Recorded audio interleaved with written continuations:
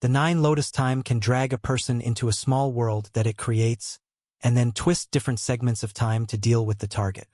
For instance, it can turn a person's hand into that of a 3-year-old's, transform their arm to that of a 10-year-old, and their leg to that of a 90-year-old, causing all organs in the body to be affected by different ages. As a result, a 20-year-old body with 3-year-old bone structure in the hand and 90-year-old arthritic legs becomes completely uncoordinated and severely obstructed in strength when trying to move. At this moment, Li Qianluo angrily dragged the unseen monster into the Jin Lian world, relying on time to wear down the opponent's body. Swish! Swish! In the Jin Lian small world, the invisible monster seemed to be distorted by time as well. Its dangerous aura was clearly out of sync with the Jin Lian small world and was unable to rush out immediately. Wow! Sister Li is amazing! Xiaohe exclaimed. Humph! Dare to hit Xiao Bei. Watch me break all your legs. Li Qianluo manipulated the time scalpel, swiftly slicing through the small world. Hey! Sister Li, can you see where the big monster's legs are? Xiaohe asked. I can't see them. Then how do you plan to break its legs? Just hit anywhere. Break as many legs as I can find. The golden light on Li Qianluo's body intensified again. Every piece of golden lotus separated that dangerous aura, with each area of the small world having a different flow of time. Although she couldn't see the opponent, she relied on her intuition to drag different parts of the monster's body into various time periods. Li Qianluo reached out crosswise, and a majestic red-tasseled spear appeared in midair. The spear suddenly erupted in golden flames, as if burning the void, turning the air incredibly hot. She gathered her spiritual power, concentrating it all on the red-tasseled spear. When she stabbed it into the Jin Lian small world, it was as if it pierced through the void, distorting the air, with the spear tip etching paths of golden lotuses, the lotuses spinning rapidly, affecting the surroundings, and stabbing into the Jin Lian small world. Boom! A loud explosion erupted. Though the monster couldn't be seen, its body undoubtedly existed. Due to being affected and twisted by time, its speed had slowed significantly, unable to dodge the spear in time, and it was deeply pierced. A violent aura spread again from the monster, which now seemed extremely furious. Xiang Beifei saw Li Qianluo truly in action for the first time. Previously, this girl only followed the group, never having engaged in real life-or-death battles. Yet upon making a move, she was so astonishing, bringing the monster directly into her 9 lotus. The golden light of the red-tasseled spear quickly extended from the spear tip, spreading to the monster, resembling talismans about to reveal the monster's true form. Though the talismans couldn't fully show the monster's form, they could vaguely outline the appearance of the monster trapped by the talismans. However, just as the talismans began to cover the monster, it grew even more enraged, its dangerous aura becoming even more terrifying. Crack! Crack! The sound of shattering filled the air, and the talismans were burst apart instantly, with the twisted time starting to shatter as well. At this moment, Li Qianluo's expression grew increasingly tense, and she urgently shouted, It's over. That thing is too strong. I can't change much time. No sooner had she spoken than an explosive sound echoed. All the golden lotuses Li Qianluo had gathered shattered, and the terrifying aura burst out from the small world again, enveloping them with even stronger oppression brought by the monster. Fortunately, Xiang Beifei hadn't been idle during Li Qianluo's fight with the monster, as his return to the original state ability had already healed his body. Let's go! Before the monster could break free, Xiang Beifei had already grabbed Li Qianluo and Luo Shanyu, quickly retreating. By the time the monster refocused on them, they were already 5 kilometers away. But the monster clearly had no intention of letting them off, as its dangerous aura grew even more frenzied. The air above them halted and then lifted off, pursuing Xiang Beifei. Li, is that ancestral weapon too? Xiang Beifei asked Li Qianluo while running. From his understanding of the brick and woofing, he could immediately tell that the spear in Li Qianluo's hand had unique properties similar to his 2 ancestral weapons. Oh, you're talking about my primordial red-tasseled spear? Yes, it's an ancestral weapon. Li Qianluo nodded, waving the spear. You never told me you had an ancestral weapon too. You never asked, Li Qianluo muttered. Xiang Beifei was momentarily speechless. Usually, this girl rarely acted, never using her primordial red-tasseled spear. Even in Xin City, it was Li Qianluo who told him the brick and Wufeng were ancestral weapons, and he never realized she had one as well. But let's not discuss that now. I remember that different ancestral weapons are supposed to exhibit hostility towards each other. So why doesn't my brick react to your primordial red-tasseled spear at all? Xiang Beifei inquired. Li Qianluo explained, ancestral weapons are also intelligent.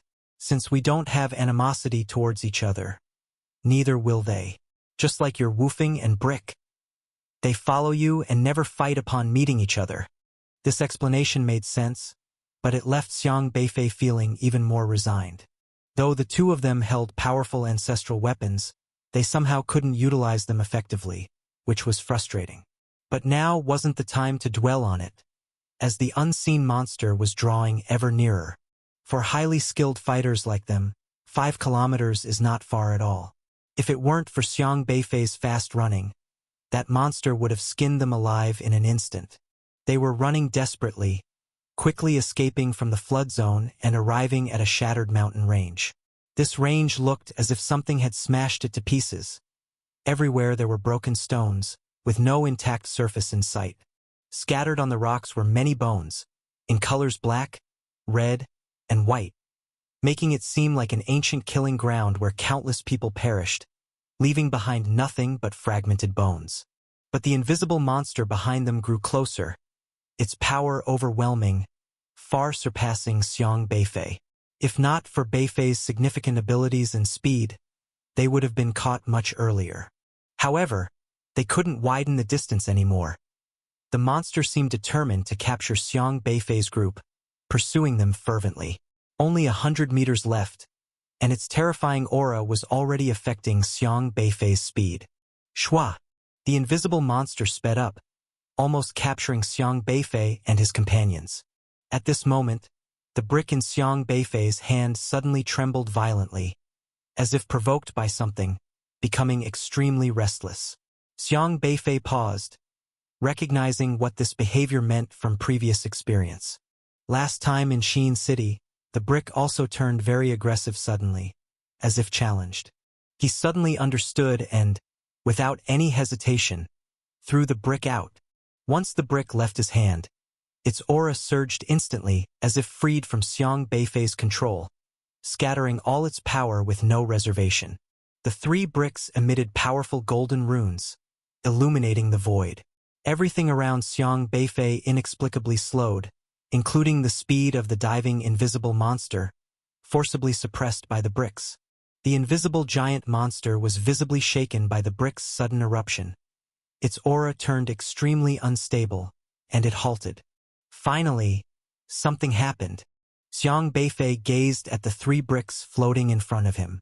The bricks, unperturbed by the attacks from the giant monster earlier, never took the initiative to attack, now finally responded. But he didn't relax, as the bricks only attacked for one reason.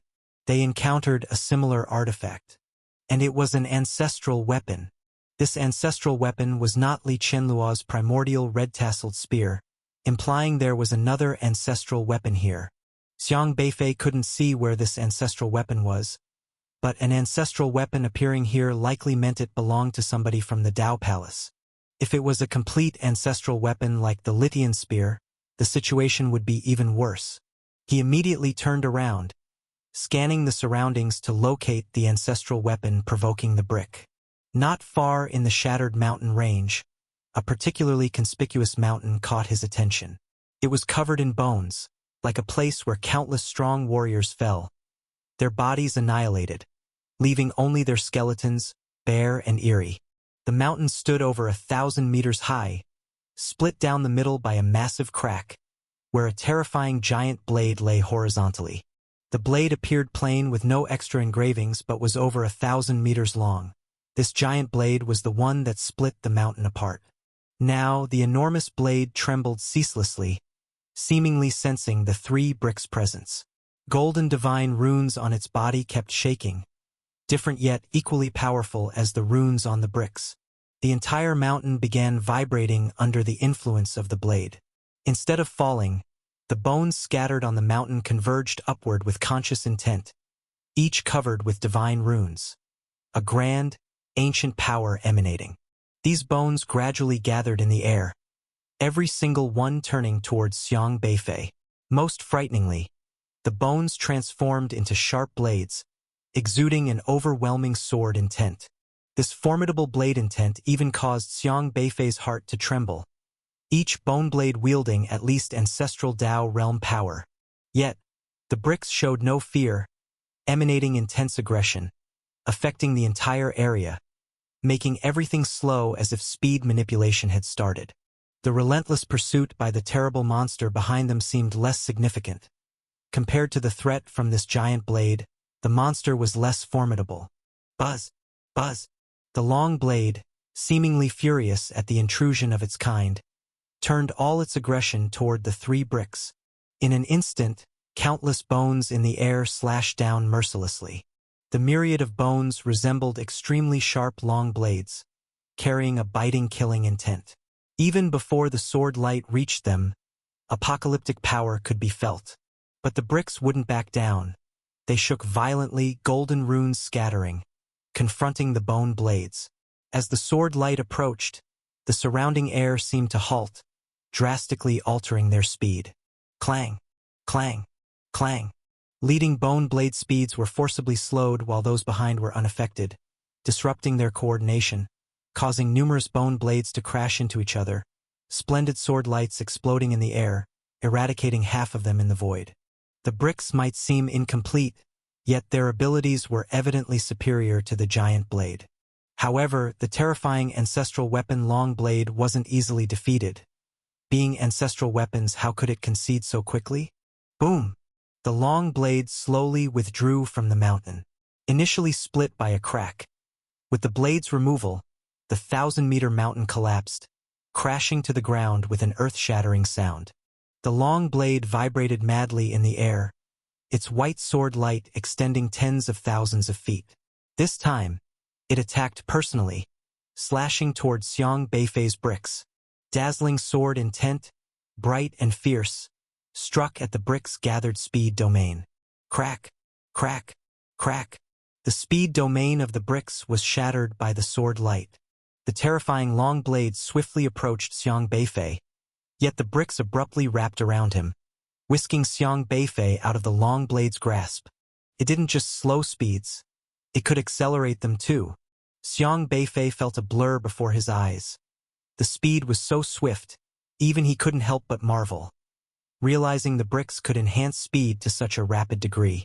As he looked back, the once relentless invisible monster was gone.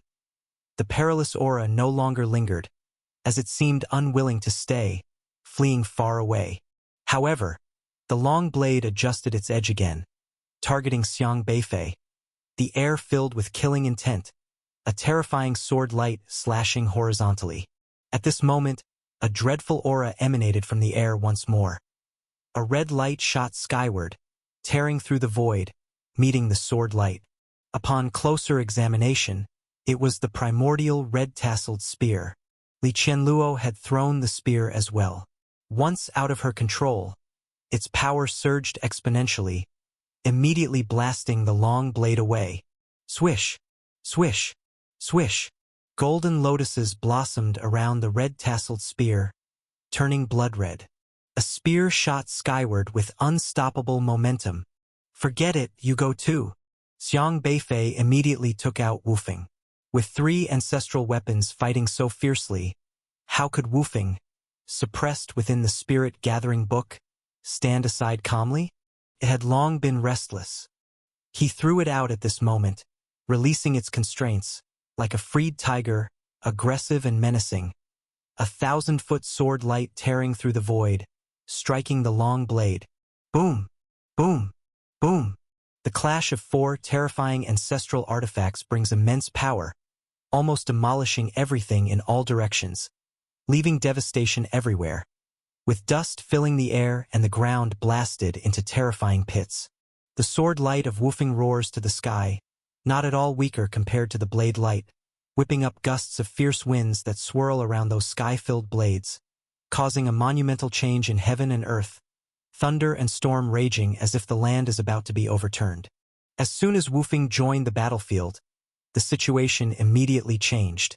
No matter how powerful the long blade is, it is alone, struggling to resist the might of three ancestral artifacts. On Xiang Beifei and Li Qianluo's side, the three ancestral artifacts gradually gained the upper hand, suppressing the long blade. The domain created by the bricks can control different speeds, while the primordial red-tasseled spear can use the 9 lotus time to craft layers of small worlds, where the long blade shatters a world as if taking thousands of years to smash it. Of course, it's changing the time of the small world. For the outside, the long blade breaking free is just a matter of a few seconds. But Wufeng's sword light strikes the long blade, supreme sword intent swift and powerful, not weaker in strength than the long blade. The sky is filled with countless flashes of light, followed by a resounding boom, and the long blade is slammed back into the earth. The power of the long blade seems to have quieted down, firmly suppressed by the three ancestral artifacts, no longer launching attacks. Xiang Beifei gazes from afar at the long blade. The handle appears to be broken, making the length of the handle look quite out of proportion to the blade. This is also a flawed ancestral artifact. He thought of something and shouted, "Li, put away your ancestral artifact." "Why? Not devour it." Li Qianluo pointed at his battling primordial red-tasseled spear in the air. "Cannot devour it. It's also a flawed ancestral artifact," Xiang Beifei shouted. Li Qianluo reacted, realizing that flawed ancestral artifacts cannot devour each other because their paths are incomplete and cannot perfectly merge. To devour an ancestral artifact, it must be complete. This also indicates from another perspective that a flawed ancestral artifact, if it hasn't encountered a kindred spirit, will lie dormant. Li Qianluo immediately flew towards his ancestral artifact, grabbed the primordial red-tasseled spear, and with a glow in his hand, stored it within his palm. Xiang Beifei also promptly grasped the 3 bricks and Wufeng, stuffing them into the spirit-gathering book. The splendor of the 3 ancestral artifacts dissipated as soon as they were grabbed by the 2 of them, and the mighty pressure in the air also immediately vanished, restoring the entire land to clarity. The long blade, previously trapped in the ground, also did not attack Xiang Beifei and the others again. It seems uninterested in dealing with 2 small fry.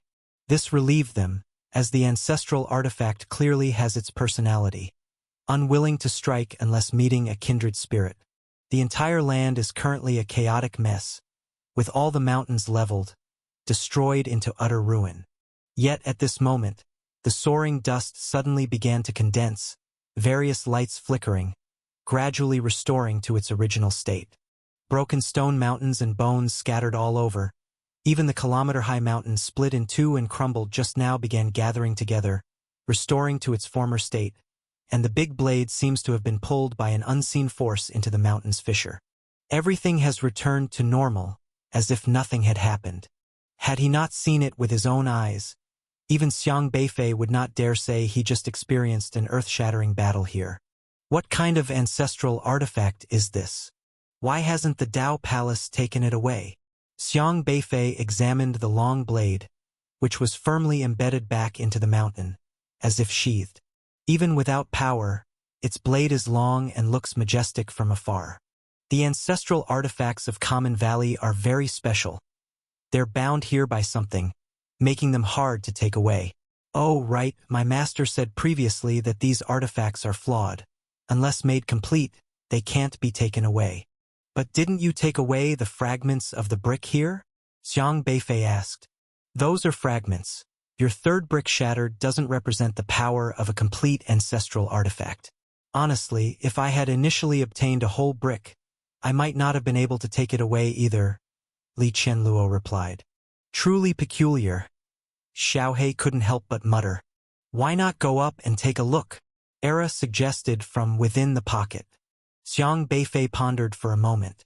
The beast is evidently fleeing, and even if it's formidable, It dares not contend with the ancestral artifacts here. Without threat, nothing should dare run rampant beside the long-blade ancestral artifact. If something powerful attacks them here, they can always throw out the ancestral artifacts and let them unleash chaos, scaring off those who lack respect. All right, let's go up and take a look.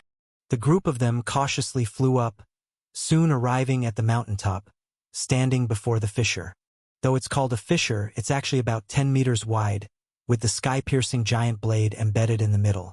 The blade is gigantic, roughly a kilometer long, with the handle over 30 meters long. Calculating carefully, the handle of this large blade compared to its kilometer-length blade is indeed somewhat short.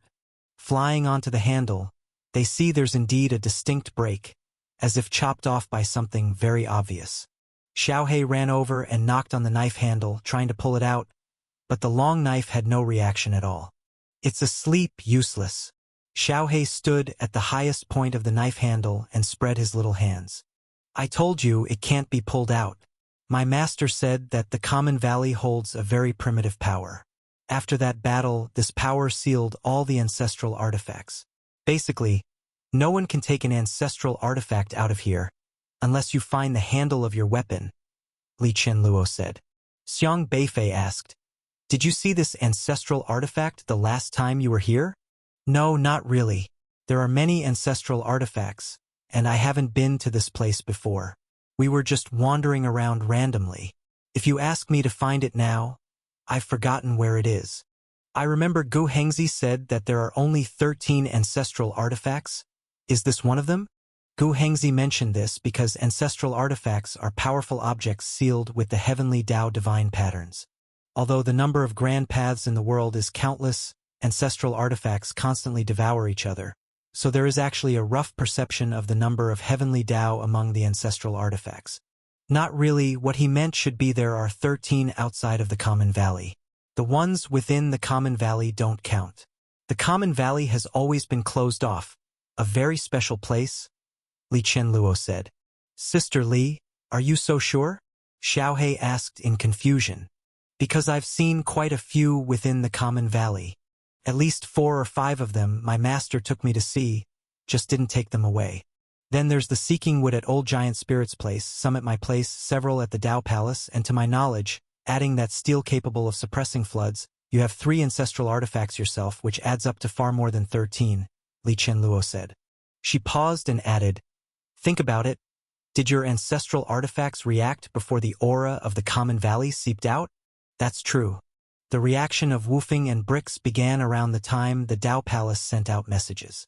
The Tao Palace not only advanced the progress of the heaven and earth ranking competition but also wanted experts from various races to enter. But strictly speaking, Xiang Beifei should have 4 ancestral artifacts. Because ever since entering the Common Valley, it wasn't just Wufeng and Brix making a fuss. The Yu Divine Steel inside the Spirit Gathering Book and that stone tower also moved slightly. He then realized these 2 were also ancestral artifacts. The stone tower, the 9-story tower, where Xiang Qingda's senior brother, Taoist Qingyang's life flame burns inside, fell into slumber after battling the Eternal Night Demon King, and has yet to awaken. However, strangely enough, the Yu Divine Steel and the stone tower seem very tranquil, indifferent, as if outside matters don't concern them. They watch others fight as if it's entertainment, unlike Wufeng and Brix that are very aggressive. Even the aura from the Yu Divine Steel and the stone tower is different from other ancestral artifacts, reserved and gentle, indifferent. So you're saying, the Tao Palace controls the access in and out of the Common Valley and guards this treasure land, but can only stare wide-eyed at these ancestral artifacts? Xiaohei asked. Yes, more or less. Li Qianluo nodded. Ancestral artifacts in the Common Valley cannot be taken if incomplete. And incomplete ancestral artifacts cannot be devoured by other ancestral artifacts, so these incomplete ones have become scrap. Then why do they suddenly want so many races to storm in? What's the use of these people coming in? Era asked in confusion. That's indeed a question. Luo Shanyu, standing beside, spoke. In the past, Taoist Qingda mentioned to me that a battle that took place here in the Common Valley 10,000 years ago caused countless casualties. including the destruction of many ancestral artifacts. However, correspondingly, some survived, who might have taken the ancestral artifact fragments out of the common valley. Xiaohe suddenly realized, oh, so the Dao Palace plans to have all races in Edge Corner airspace bring ancestral artifact fragments in this time? Then they can take action in the chaos. That's my guess. But from the current situation, it's highly likely. Luo Shanyu nodded. The ancestral artifact fragments taken away from the common valley might have been passed down as treasured clan heirlooms by various races. Now that they've heard the common valley is opening, many races might be willing to take the risk and bring in the fragments. They do not understand the power of ancestral artifacts and just hope to find their so-called ancestral heritage with the fragments. While they were speaking, Xiang Beifei suddenly sensed something unusual and whispered, "Someone's coming. Let's go. Down below." Xiang Beifei quickly wrapped everyone with his power, and they fell into the crevice of the large knife. Their figures had just disappeared for a few breaths when two strong auras swept over, enveloping the entire corner. These two auras were terrifying. When they landed here, they almost made everything in this area tremble. Ancestral Dao realm experts. Two powerful experts stood on the edge of the crevice, looking down at the cliff below. Was it an illusion? One figure asked, frowning. Doesn't seem like it. There was intense battle here just now. Likely a struggle for the ancestral artifacts. Another heavy voice slowly said, "A struggle for the ancestral artifacts. Looks like this time's harvest might be more abundant." The two vast and majestic auras rolled out again, swiftly circulating from the original place, searching the entire mountain. These two divine senses seemed to be able to see through the whole mountain. Nothing could hide under such powerful divine sense. Except for Xiang Beifei. The divine sense scoured 10,000 miles around the area, searching inch by inch, but after lingering for nearly half an hour, they found nothing. Ran away so fast? One voice sounded puzzled. Maybe an old fossil hidden by some reclusive race. Humph. Whatever, if they've come, they should follow the rules properly. The two divine senses lingered in the air for another moment, then finally left. It was not until an hour later that Xiang Beifei and the others resurfaced from the base of the big knife. "It seems there's little doubt that the Dao Palace is collecting ancestral artifacts," Xiang Beifei said. "Then from now on, we shouldn't casually use spiritual artifacts against spiritual artifacts. Otherwise, we would attract more people from the Dao Palace," Li Qianluo said. "Attracting people from the Dao Palace is not a good idea. Who knows if the opponent will bring a Litian spear, let alone anything else." Xiang Beifei and the others couldn't completely control their ancestral artifacts, and having them might not guarantee a win against ancestral Dao realm experts from the Dao Palace. Because for the opponent to deal with their ancestral artifacts is simple.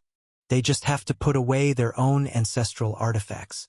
Without other ancestral artifacts' aura, Brix and Wufing wouldn't be able to exert their power, and with Dao Palace's ancestral Dao realm expert making a move, Xiang Beifei and the others have no chance of winning. "By the way, Li, is your primordial red-tasseled spear a complete ancestral artifact?" Xiang Beifei asked.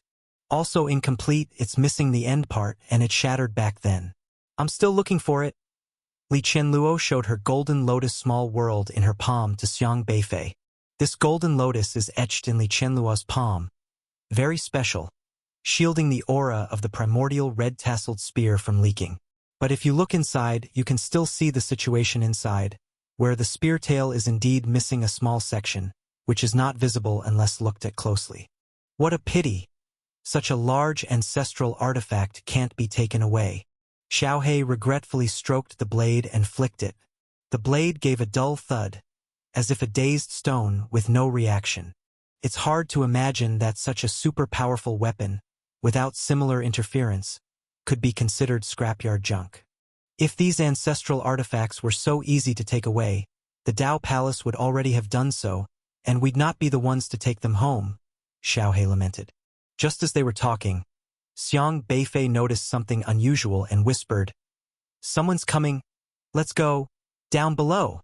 Xiang Beifei immediately wrapped everyone in power and let them drop into the crack of the large knife. Just after their figures disappeared for a few breaths, two powerful auras swept in, covering the entire corner. These auras were terrifying. Their presence was so overwhelming that everything in this area seemed to shiver under the pressure. Experts from the ancestral Dao realm. Two powerful experts stood at the edge of the rift, looking down the cliff.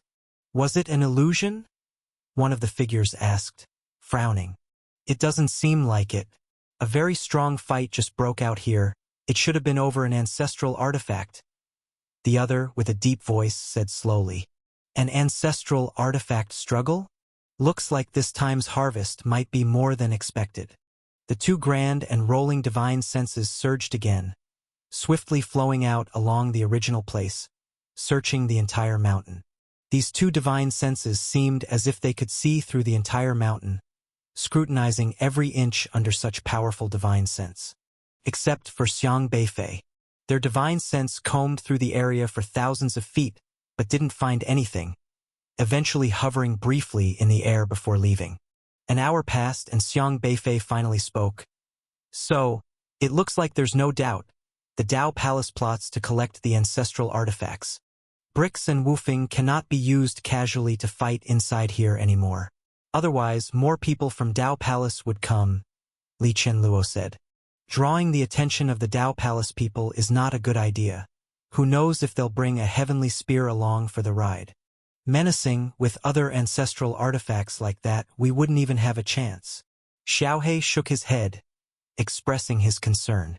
If the ancestral artifacts here were that easy to take away, Dao Palace would have already taken them and gone. They wouldn't be specifically waiting for the opportunity for him to clean up. It's best not to attempt retrieving bricks here. The big knife's perception field is obvious. He should move on to somewhere the knife can't sense before taking bricks out. Having made up his mind, he motioned for everyone to follow. Xiang Beifei used his own yin and yang source energy to make a hidden mark here, then recalibrated his direction, and flew out of this region for hundreds of miles before taking out the slab, relying on the slab's perception to continue forward. Even he had to admit, seeing such an ancestral weapon left and used here was somewhat regrettable. But no matter how regrettable, he couldn't dwell on it here. The ancestral weapon he currently possessed was incomplete. He needed to find his own ancestral weapon first, and the rest he couldn't worry about for now. The slab's waves led the way forward, and they followed along. Everywhere here was filled with towering mountain ranges. Many places seemed eerie, as if they'd suffered massive devastation, with landslides and earthquakes not out of the question. Along the way, they could see piles of bones stacked into hills. After flying for approximately half an hour, suddenly a massive rumbling noise came from ahead, like something clashing, making the entire earth thunder, drawing their attention. They all stopped, cautiously watching ahead. What's ahead? Li Qianluo asked suspiciously. Seems like masters are battling. Xiang Beifei stared at the distant area. It was like a layer of red mist engulfed the place, and through it, peaks could be seen intermittently, while powerful vortexes rolled within the mist, accompanied by strong blue lightning tearing through the red mist, only to quickly disappear. Intense waves rolled out from the red mist. Look! There are people over there. Xiaohe, with his sharp eyes, quickly saw many people converging towards the red mist, seemingly drawn by it too. These were masters who had come in with them earlier. Xiang Beifei only recognized a few among them. Most were unfamiliar. Should we go too? Era asked. Xiang Beifei looked down at the slab in his hand. Its waves pointed towards the red mist as well. Proceeding further means passing through the red mist. Let's go have a look. Without any hesitation, since the target was clear, they had to see what was going on. Considering there might be ancestral weapons here, Xiang Beifei temporarily put away the slab to avoid encountering the same kind later, and the two things fighting again. The group quietly approached the red mist, outside of which many people had already stopped. Attracted by the noise were masters of various races, who were cautiously observing from outside, not rushing in. That person is from the Travel Dao race. Daoist Xingbai should be a mid-stage elder. The one next to him is Daoist Erguan from the Two Ways race. I remember he's a late-stage ascendant, a very unique race. Anything related to two belongs to their cultivation Dao. Luo Shanyu introduced the origins of the masters here to Xiang Beifei. Many present were powerful old creatures of the races, usually focusing on quiet cultivation, seldom stepping out. However, Luo Shanyu had excellent intelligence, thoroughly knowing the background of the racial masters. Though Xiang Beifei could deduce identities through the master's Dao embryos, knowing more wasn't a bad thing. Yumong, poking his head out of the pocket, curiously asked, "What is the two-ways race? Like Era?" "Ha, Era, you've found your kind." Xiaohei chuckled mischievously. "Nonsense. How could I be compared with such types?" Era rolled his eyes extravagantly. "Don't underestimate the two-ways race. Their abilities are quite strong. The Dao embryos they cultivate are eerie. Anything with two existing on you becomes a weakness in their eyes." Luo Shanyu explained. "For example?" Yumong asked. Xiaohei promptly interjected. "Like 2 eyes, 2 nostrils, 2 hands, 2 feet, 2 ears, my goodness. Era. In their eyes, your whole body is full of weaknesses, even your name." Era widened his eyes in disbelief and quickly said, "No, no, no. Then you must not call me Era anymore. If not Era, then what?" "Waha." Xiaohei teased, his eyebrows raising playfully. Era smirked, then curiously asked, "The two-ways race is so powerful, then are there 3-ways race for Dao race, 8 Dao race? Are they more formidable?" "These races do exist, but it's not about the number being more powerful. It depends on the situation.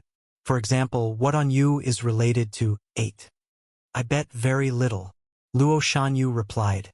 Xiaohei and Yumong both stared at Era, instinctively touching their chins. "His horns are 8 centimeters. The hair on his head is parted 80 to 20. When turned human, he walks pigeon-toed. 80% chance he's clumsy. Loves to say nonsensical things. When lying down, looks like a turtle." Xiaohei and Yumong endlessly listed various 8-related traits of Era. The two little fellows played off each other, talking so much it made Era jump in frustration. "You're the turtle. I'll turn you into a turtle right now." Era snapped back, wanting to transform Yumong without pause. But Yumong tightly hugged Xiang Beifei, shouting, "Feifei, save me." Li Qianluo chuckled. Xiang Beifei couldn't help but laugh as well. Even Luo Shanyu shook his head helplessly. All right, don't make such a fuss," Xiang Beifei said, rubbing Era's head. "In short, as long as you understand what I mean, there's the 2-ways race and also a 1 Dao race. Normally speaking, the 1 Dao race is more powerful with many experts, and the 2-ways race comes next, but that's not absolute. For example, the 4 Dao race is also very strong. These aren't the main points. I'm just listing them for you so you have an idea," Luo Shanyu said. Nearly 200 people had already gathered outside the red mist, all staring from a distance. With such a commotion inside, there must be something in there, though no one knew exactly what. At this moment, the light within grew more intense, followed by a melodious bell sound slowly ringing out. The bell's chime traveled far, resonating from within the red mist, echoing in everyone's ears. Their spirits were slightly shaken, as if transported into some certain realm by the bell sound. This was not merely a simple bell sound. It unexpectedly contained a profound Dao meaning, resonating with a sense of intensity and gravity, yet carrying a hint of revival of all things, like a refreshing spring breeze. When everyone heard the Dao meaning embedded in the bell sound, they were taken aback. This Dao meaning, why does it feel familiar? It seems akin to the Dao meaning of the 5 Dao stones in the city of No Pretense. Could it be the owner of the Dao meaning from the 5 Dao stones in the city of No Pretense also fell here? The owner of the Dao stones is actually in the Common Valley. Many experts became excited. Stories of the 5 hanging Dao stones in the city of No Pretense were widely known. Even those secluded old individuals had at least visited those 5 Dao stones. There was no denying the uniqueness of the Dao meaning of the 5 Dao stones. They greatly benefited each person. Regardless of what Dao embryo they cultivated, they could find their own Dao meaning from those 5 stones, gaining immensely. They did not expect to encounter this familiar Tao meaning again in the common valley. Many were shaken by the Tao meaning emanating from the bell sound within the red mist. Even Xiang Beifei was a little stunned. The people were correct. The Tao meaning brought by this bell sound was exactly the same as the one he had comprehended. Strange. Wasn't the Tao meaning in the city of no pretense created by you? Li Qianluo asked perplexedly. Yes. Then why is the Tao meaning here the same as yours? I don't know, Xiang Beifei said with a furrowed brow, looking serious. Luo Shanyu suddenly thought of something and exclaimed, could it be they left their Tao meaning? The Tao you cultivate is the same as theirs. Who are they? Era asked in confusion. Oh, silly, what Uncle Luo means is Beifei's father or his grandfather. Xiaohe replied. Xiang Beifei furrowed his brow deeply. Is it them? He wasn't sure, as the Tao he cultivated had always been very distinctive. Suffice to say, many principles were figured out by himself. His parents left him at a young age, and his grandfather lost his memory, never teaching him anything. Of course, it wasn't completely so. His grandfather taught him how to comprehend the Tao. When with the skeleton race, his grandfather's consciousness had told him these things and about Wufeng. He grasped the Tao meaning based on his grandfather's guidance. Could it really be his grandfather who left the Tao meaning? Or was it left by that fellow Xiang Tianxing? After all, Xiang Tianxing once passed through the skeleton race, and perhaps his grandfather also guided him. But are their Tao meanings truly identical? Li Qianluo softly asked. Is it possible? Think about it, the direction of your 3 stone slabs is also pointing here. Could the 4th or 5th slab be inside? If it's the human king, we must see what's going on. Luo Shanyu also appeared very serious. Years ago, 2 generations of human kings left the extremity abyss for the common valley and were never heard from again. Now that he's here, if Xiang Tianxing or Taoist Qingde left something, he must investigate this matter clearly. By now, the people outside the red mist could no longer stay put. Moments ago, due to the intense fluctuations, they did not rush inside. But now that the bell sound carrying that mysterious Tao meaning had resonated, identical to that of the Tao stones in the city of no pretense, they no longer hesitated. The 5 Tao stones outside the city of no pretense are recognized as rare treasures. In their view, if the owner of the Tao stones is within the red mist, they must strike first to acquire the Tao inheritance of the Tao stone's owner. Whoosh! Whoosh! Whoosh! Many people had already taken to the sky, transforming into rays of light flying towards the red mist, vanishing into it in a blink. Those who initially hesitated quickly followed suit, eager to seize a share of the spoils. Let's go too. It's important to sort this matter out, Li Qianluo suggested. Okay. Xiang Beifei nodded slightly, then led everyone to rise into the air, diving into the red mist. Upon entering the red mist, terrifying battle sounds occasionally echoed around, with the bell's Tao meaning intertwined throughout, causing the red mist to become unstable. No one dared to fly too high, as blue lightning occasionally streaked across the sky, seemingly powerful, and nobody wanted to provoke it. The red mist exuded a strange scent, appearing thick and sticky. Fortunately, those present were all experts, rendering this minor hindrance negligible. They descended, cautiously advancing within the red mist, with none lowering their guards. Here, even ancestral Tao realm experts could fall, let alone those among the Inquiry Tao realm and Ascension realm. Xiang Beifei did not lower his vigilance, continuously attempting to connect with the Tao meaning contained in the bell sound. This deeply puzzled him, as the Tao meaning was precisely identical to what he had comprehended, wondering who had left behind such a Tao meaning. The bell sound reverberated intermittently, and the leading experts were no longer visible, seeming to act separately. Xiang Beifei's group advanced cautiously, prepared to deal with impending dangers at any moment. Just then, a flat path appeared ahead, paved with green jade stones, neatly arranged, smooth and spacious. Walking on the jade stone path, one could faintly feel a warm current flowing underfoot, surprisingly comfortable to tread upon. Why is this place so intact? Xiaohe expressed amazement. Since entering the common valley, destruction abounded, with visible battle scars, shattered mountains, and ravines filled with skeletal remains. Yet unexpectedly an intact good land existed within this red mist. Be careful. Something feels off. Xiang Beifei crouched down, tapping the jade stones beneath. The jade stones emitted crisp, jingling sounds. Just ordinary flooring, devoid of spiritual power or any formation. He tapped the floor, applying some pressure. Crack. The floor split open. Why did it break so easily? Era questioned. But soon after, the shattered jade stones slowly mended themselves.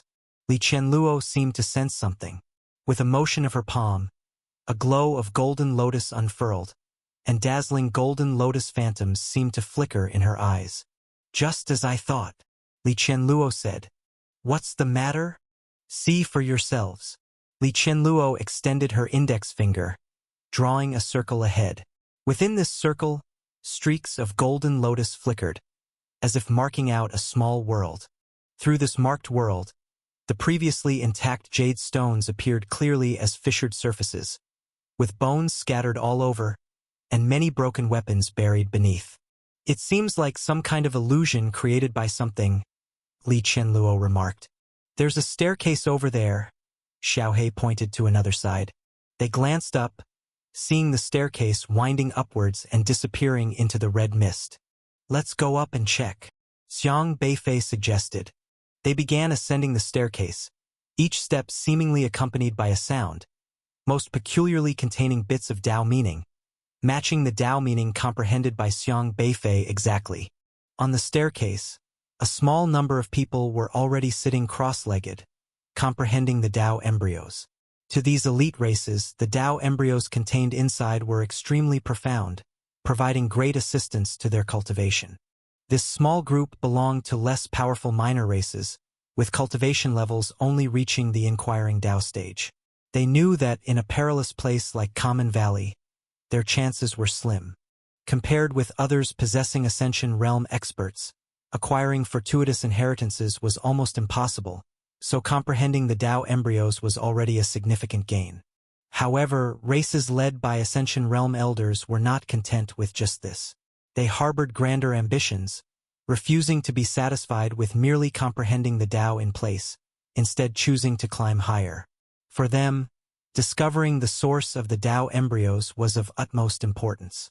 Xiang Beifei was uninterested in these so-called fortuitous inheritances. He only wished to know where this Dao embryo sharing the same root originated from. The staircase was lengthy, stretching upwards with red mist swirling around. Even with their keen sight, they couldn't see where the staircase ended. Yet, the higher they climbed, the more intense the vibrations became, as if two frightening deities were battling ahead, shaking heaven and earth. Soon, they saw who exactly was engaged in battle. It was a figure standing 1,000 feet tall, looming indistinctly within the red mist. Unable to see the complete silhouette, not even the head, only the massive body could be seen, clad in brown hemp garments. A single punch struck out like a terrifying mountain, twisting the entire sky. The opposing figure was equally formidable, and the visible massive silhouette was shrouded in blue lightning, as if his body was composed of thunderbolts, with twisted flickering sparks everywhere. His attacks brought down enormous thunder from the sky, tearing through the void, immensely frightening. Two ancient gods clashed in mid-air, stunning everyone. This was the most terrifying battle they had witnessed so far. Even back in Xin City, when Wu Yanwei unleashed the ancestral artifact, it did not bring such a shock. Compared to these two terrifying beings, Wu Yanwei seemed almost trivial. How can they be so powerful? Luo Shanyu couldn't help but exclaim. Li Qianluo watched for a long time before saying, "These are likely mid-ancestral Dao realm experts."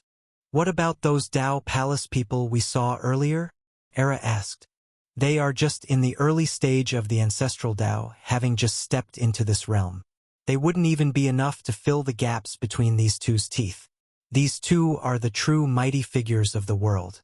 In the ancestral Dao realm, a minor realm is almost an impassable chasm." Li Qianluo replied. The battle between the two gods in the sky ahead captured everyone's attention, leaving none daring to advance further, as the spiritual power fluctuations became increasingly terrifying. With each step higher, the oppression intensified, fearing they might be inadvertently struck down by the might of these ancestral Tao realm forces. Let's go over there and take a look. Xiang Beifei knew clearly that while everything here seemed real, it could also be an illusion. It was merely the awesome power left by a greatly skilled ancestral Tao expert after death. Observing the battle scene here served no purpose. Retracting his gaze, he continued climbing the staircase. After roughly 10 steps, they all frowned deeply. Up ahead lay an extraordinarily peculiar skeleton, a human framework suffused with blue light, crystalline and transparent. This skeleton contained immense divine power, with lightning faintly flickering, as if forged through countless bolts of lightning, solid yet emitting overwhelming pressure. This skeleton had no flesh, yet every bone remained joined together without scattering, even glimpses of a phantom appearing intermittently above the skeleton. It was an unbridled man, gazing down upon the world, proudly standing as if he could crush stars with a mere gesture, shattering mountains and rivers. He seemed like a king of the world, and even in the hollow sockets of the skull, there appeared to be sharp eyes filled with contempt. This person was omnipotent, disregarding others. It seemed he was the supreme being under the heavens. Once they snapped back to reality, they looked again, and it was just a skeleton without flesh, without divine soul, without any shadow. The ancient mighty ones are truly terrifying. Even after tens of thousands of years post-death, the skeleton can still emit such powerful divine power. Xiang Beifei couldn't help but tremble.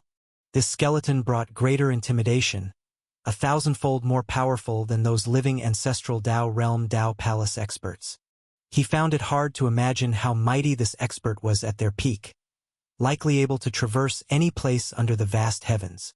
The most terrifying part was that this supreme expert, with their divine soul extinguished, still left a skeleton emanating terrifying ripples. The phantom above seemed more like the battle instincts lingering from when they were alive, relentlessly battling even after death. Now, only the Tao Palace dominates Edge Corner airspace, but it is said that 100,000 years ago, there were countless formidable ancestral Tao realm experts. It was a world of rivaling powers, the 9 great race experts standing tall, 100 schools flourishing.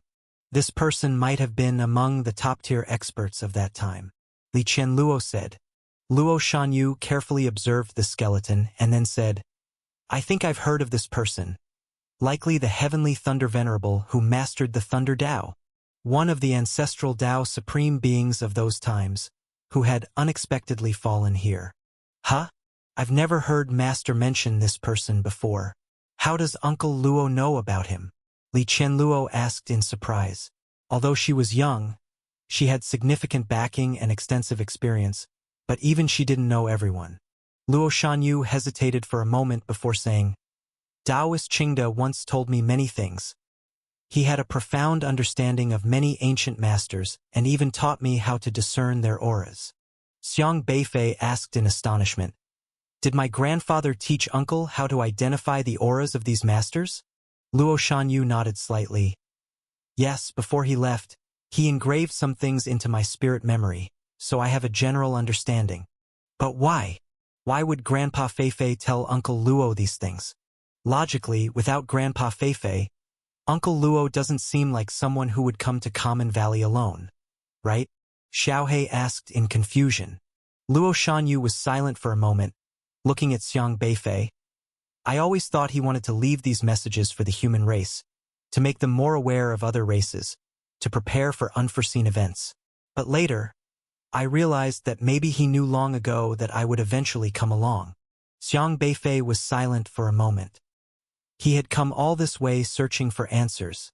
Perhaps his grandfather had anticipated that one day he would come seeking answers.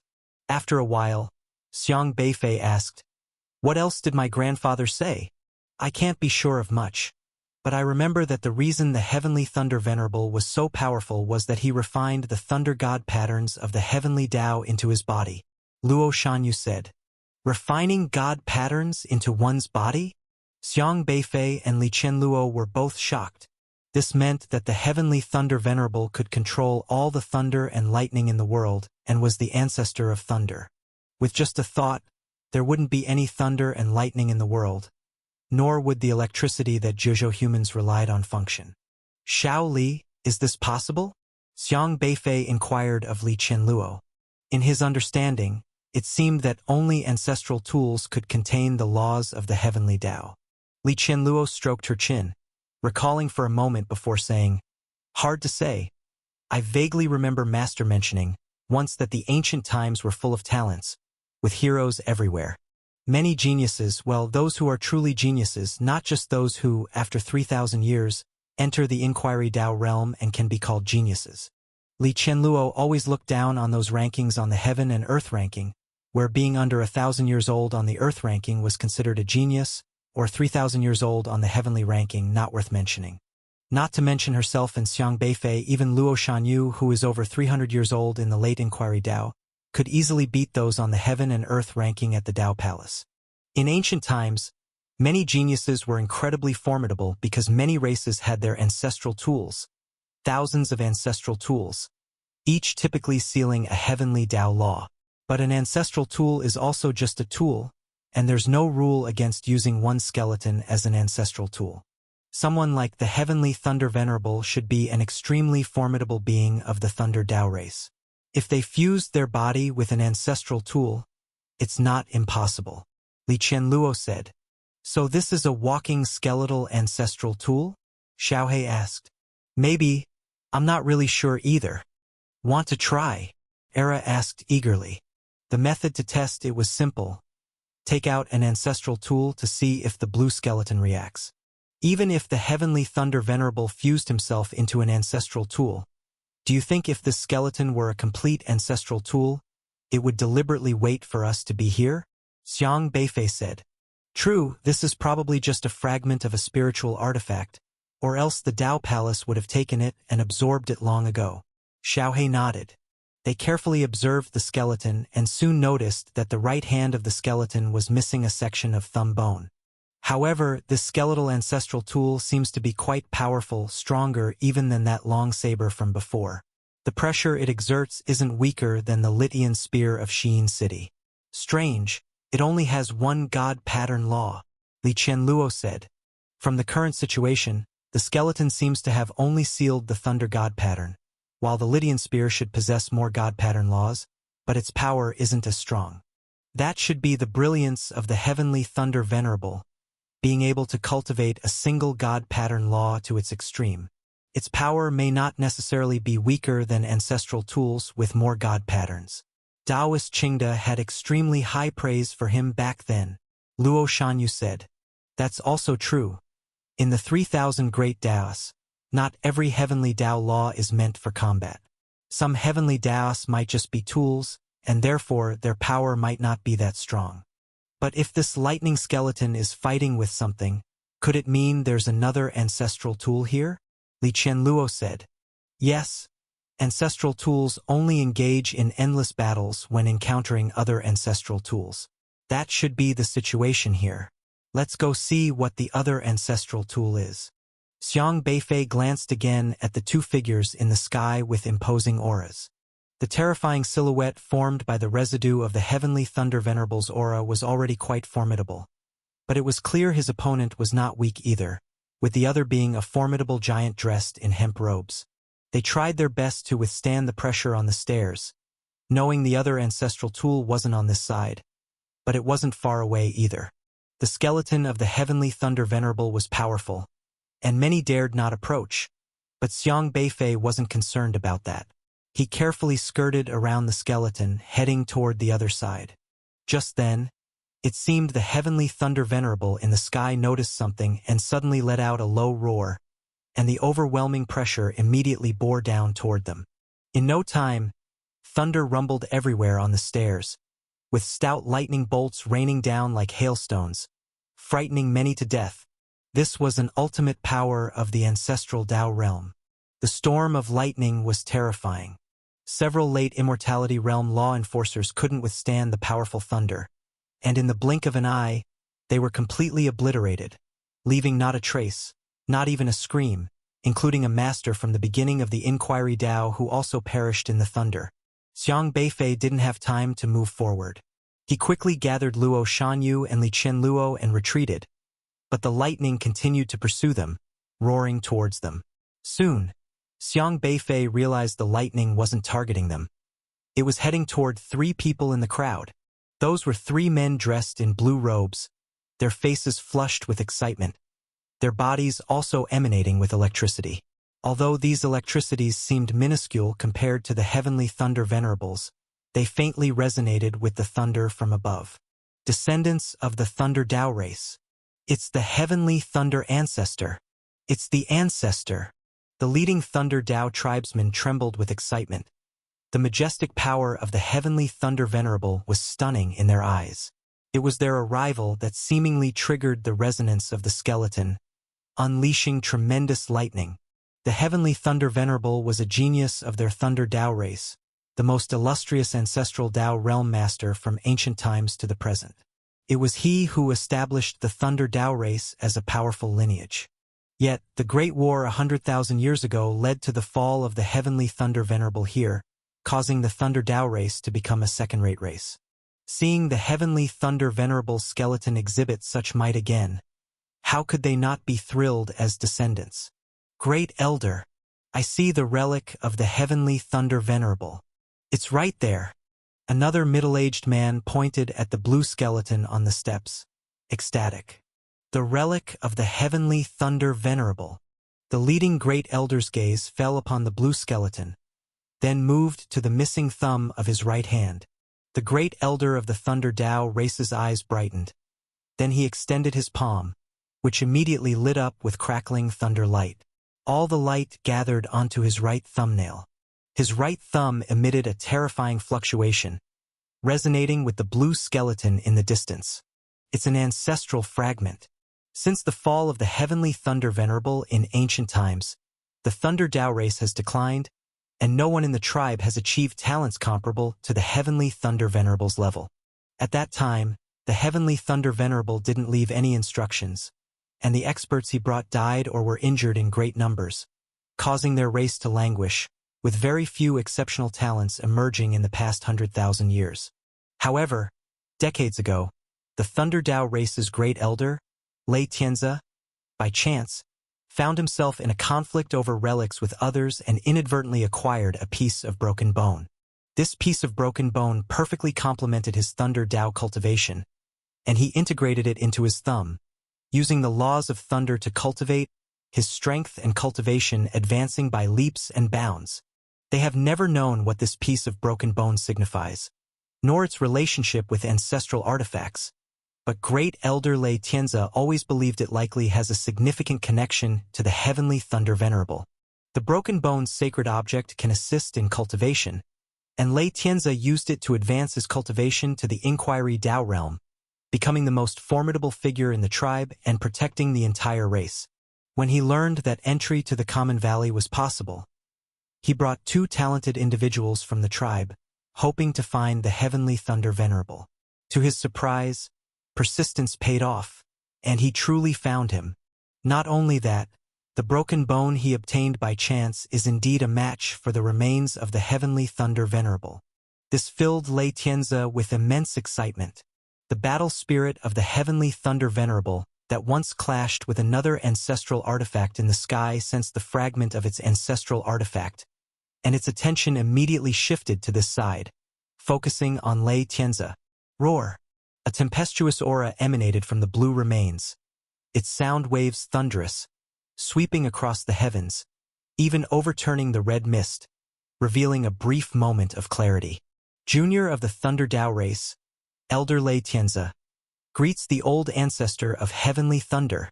Lei Tianze excitedly knelt before the blue remains, and as he knelt on the ground, he raised his right hand high, his thumb flickering with dazzling blue thunder light, declaring his identity to his ancestor. The 2 Thunder Dao race experts following Lei Tianze immediately called out the name of the thunder ancestor and knelt down as well. At this moment, all the thunderous pressure in the sky poured towards this spot. Surrounding the 3 in the center, countless strong lightning bolts crashing down, scattering everyone into disarray, many fleeing in panic. However, these thunders seemed to deliberately avoid the three from the Thunder Dao race. Crack! Just then, the blue remains standing on the steps moved, its head tilting, then crackingly swiveling around, producing a sound of joint friction, as sparks of blue electricity appeared in the eye sockets of the skull. The entire blue remains seemed resurrected as if a phantom shadow shrouded the bones, vaguely depicting a tall and mighty middle-aged man, resembling a soul-like figure vanishing and reappearing. Though the man only has a spiritual body remaining, his demeanor is imposing, filled with righteous vigor. The mere aura he exudes gives off a feeling of uprightness and integrity, as if all the world's wickedness and filth must be illuminated and destroyed before him. Though he fell hundreds of thousands of years ago, the skeleton of the heavenly Thunder Venerable still possesses such terrifying might. It's unimaginable how fearsome he must have been at his peak. Crackling, the skeletal figure stepped forward towards the three. Suddenly, mighty winds and thunders surged, the whole expanse resounding with thunderous rumblings, like cheering for his resurgence. Crackling, the skeleton of the heavenly Thunder Venerable slowly walked towards the three, its formidable presence instilling deep fear in the experts of other races watching from afar, making them realize that the Thunder Dao race, despite its unremarkable reputation, once had such a powerful ancestor. This heavenly Thunder Venerable is quite special. Xiang Beifei also backed away sideways, avoiding the overwhelming thunder, and said softly. For a moment, he even hesitated on whether to call the figure an ancestral artifact. The skeleton has the traits of an ancestral artifact, yet it seems to carry the spiritual essence of the heavenly Thunder Venerable within it. Now, upon encountering its broken finger, the spiritual essence appears to be gradually awakening. Li Qianluo nodded with furrowed brows and said, "Indeed, I feel as though he is entirely different from other ancestral artifacts, truly a rare powerhouse." Xiang Beifei glanced around, then focused on the blue skeleton, saying, "Perhaps his spirit is still alive, merely confined here in the form of an ancestral artifact." Luo Shanyu said seriously, "These three from the Thunder Dao race bringing the broken finger isn't a good thing. Indeed, they can't take away this skeleton." Xiang Beifei seemed to sense something, turned to look at the area of red mist ahead on the left. Within the mist, there is vaguely a strong presence hidden. This presence is discreet, yet constantly observing, never pausing. This presence is not an ancestral artifact, but a true ancestral Dao realm expert. Above the high skies of the red mist, a figure stands there, overlooking below like an absolute sovereign, causing the thick red mist around to churn endlessly. So, the ancestral artifact fragment is actually in the hands of their Thunder Dao race, truly peculiar that it wasn't discovered before. The figure muttered as if talking to itself. The Dao Palace is well acquainted with all ancestral artifacts in the Common Valley. The ancestral artifacts shattered after fierce battles in the Common Valley long ago remain here, unremovable, and for 10,000 years, the Dao Palace has been striving to collect the fragments of these ancestral artifacts. But the problem is that the fragments of the ancestral artifact are very special. Once they separate from the main body, except for certain special situations, they won't have any special reactions, which makes it difficult even for masters of the ancestral Dao realm to recognize what the fragments look like. Many fragments of the ancestral artifact were taken out of the Common Valley, wandering in the edge corner airspace. Even if other Dao cultivators encounter them, they might not recognize them as fragments of an ancestral artifact, treating them at most as a treasure. The skeleton of the heavenly Thunder Venerable, although sealed with only a single divine pattern, the heavenly Thunder Venerable who controls thunder and lightning is extremely powerful, and they have always wanted to find the broken bone of the skeleton and then devour it. Initially, they thought people from the Thunder Dao race obtained the ancestral artifact fragment, but they searched the entire race 10,000 years ago without finding it. It seems that Lei Tianzi must have only recently obtained this ancestral artifact fragment, which is good. Indeed, letting all the races in this time was the right decision. A shadow laughed deeply. Once inside the Common Valley, Those carrying fragments of the ancestral artifact will be sensed by their main body, just like Lei Tianze and the three of them who were attracted just now. This ancestral artifact is mine. The lightning in the sky continues to roll as if trying to tear a hole in the heavens and earth. The heavenly thunder venerable, surrounded by blue lightning, has already walked up to Lei Tianze and the three of them, looking at the right hand raised by Lei Tianze and staring at the thumb emitting a blue electric light. Ancestor, ancestor, Lei Tianze said excitedly. He didn't know whether the skeleton could hear him, but the lightning bombarded the area wildly without touching the three of them, which showed that the heavenly thunder venerable could still recognize them. The three of them were very excited. The heavenly thunder ancestor was an ancient strongman in the legend of the Thunder Dao race, a genius ancestor they pride themselves on. Though fallen now, if they could get the ancestor's legacy, their Thunder Dao race would surely rise in the Edge Corner airspace. This is a rare opportunity once in 1,000 years. The blue skeleton stood in front of Lei Tianze. Then a strong bolt of lightning shot from its eye sockets, falling onto Lei Tianze. Lei Tianze groaned. Even though he himself practiced the Thunder Dao, this powerful lightning still made him tremble all over, almost collapsing. He felt as if he had been seen through. Even his memory couldn't block this terrifying venerable. But the lightning did not last long and quickly withdrew from the blue skeleton.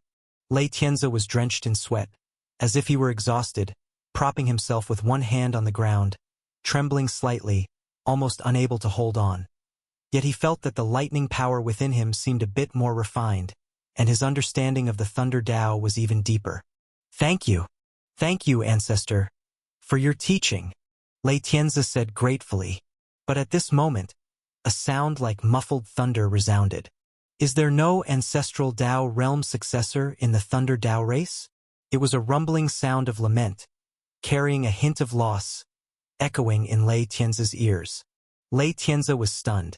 He heard the disappointment in the heavenly thunder venerable's voice, but he was more excited because it meant the ancestor could speak. Doesn't that imply? Ancestor, are you still alive? Lei Tianze asked excitedly. Alive? Dead? The voice of the heavenly thunder ancestor became extremely confused.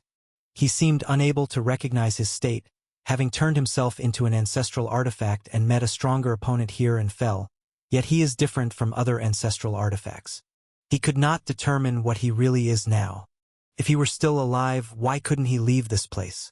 Why had he been battling endlessly with another ancestral artifact for 10,000 years? If dead, why do I still have consciousness of my own? I don't know. This question seemed to trouble him. The lightning on him became extremely unstable. Ancestor, what's wrong? Lei Tianze also sensed the anomaly in the heavenly thunder venerable and shouted urgently. But the heavenly thunder venerable seemed to sense something, turned his skull towards the distant red mist, and then roared at Lei Tianze and the three. Leave! Take it and leave! Don't come to me without ancestral Dao realm. The heavenly thunder venerable didn't even think of retrieving the broken bone fused with Lei Tianze's thumb. The three of them were bewildered, not understanding why the ancestor didn't retrieve his broken finger, but instead wanted to drive them away. They had come here, finally relying on the ancestral artifact fragment's perception to find the skeleton of the heavenly thunder venerable. But the heavenly thunder venerable wanted them to leave. Why was that? The actions of the heavenly thunder venerable were truly unexpected. Is the heavenly thunder venerable foolish? Getting back the broken bone, wouldn't he be complete? Asked Xiaohe in confusion. Back when at Xi'an City, upon seeing its own fragment, the Lydian spear was eager to retrieve its piece back, even willing to make a deal with Xiang Beifei, trading the mustard seed in palm divine pattern for it. A complete ancestral artifact has terrifying power. Things are far from that simple. This heavenly thunder venerable is very special. I think he sensed the danger in the distance. With the Dao Palace around, if he completes himself, fear would hold that he'd be devoured by the Dao Palace's ancestral artifact the very next moment. Xiang Beifei said calmly. He couldn't determine what the state of the heavenly thunder venerable signified, but the heavenly thunder venerable in front of him undoubtedly knew what becoming complete here entailed. At this moment, the lightning on the heavenly thunder venerable became increasingly irate. He needed to send his 3 clan members away. Immediately he roared, and his eye sockets shot out a majestic purple lightning which seemed to split the void into a black hole. In this rift, countless lightning lights flickered, like a teleportation channel. He has already rolled up Lei Tianzi and the 3, throwing them towards the lightning channel. But just as the trio reached the lightning channel, this purple flashing lightning channel suddenly shattered in midair. One late Immortal Stage Thunder Dao race member, half his body was inserted into the channel, but he let out a scream, his body annihilated directly, like being crushed by the channel. Dajian! Lei Tianzi exclaimed. That was the genius Lei Dao race member he brought, ranked 103rd on the Earth ranking, currently one of the most outstanding young talents of the Thunder Dao race, unexpectedly crushed to extinction by the channel pressure. This made Lei Tianzi's heart bleed. And at this time, great changes took place in the world. All the red mist in heaven and earth gathered quickly. Those originally planning to observe the situation couldn't fend off the red mist and were swept away. These red mists seemed to come alive, surging towards Xiang Beifei. Clearly, the Dao Palace's ancestral Dao Realm Master, when preparing to strike, did not want other experts witnessing within the common valley and wished to clear the area. But Xiang Beifei quickly swept out his Yin and Yang energy source, disguising as the red mist's aura, forcibly staying within the red mist. He had to remain here to see if there's any way to stop this guy. If the skeleton of the Heavenly Thunder Venerable becomes complete, it would mean he would become a complete ancestral artifact, and once devoured by the Dao Palace's ancestral artifact, even all the world's thunder and lightning would be controlled by the Dao Palace. Nothing can be teleported away in front of me. An androgynous voice accompanied by beams of light slowly appeared from the sky. Along with it appeared a long spear as black as ink, glistening coldly. Lydian spear. Buzz. A powerful aura spread from the Lydian spear, locking down the entire space. The Lydian spear mastered the teleportation divine pattern within the heavenly Dao laws. As long as it forbids it, no means of teleportation can be realized. Even if the Heavenly Thunder Venerable uses powerful thunder arts to blast a teleportation path.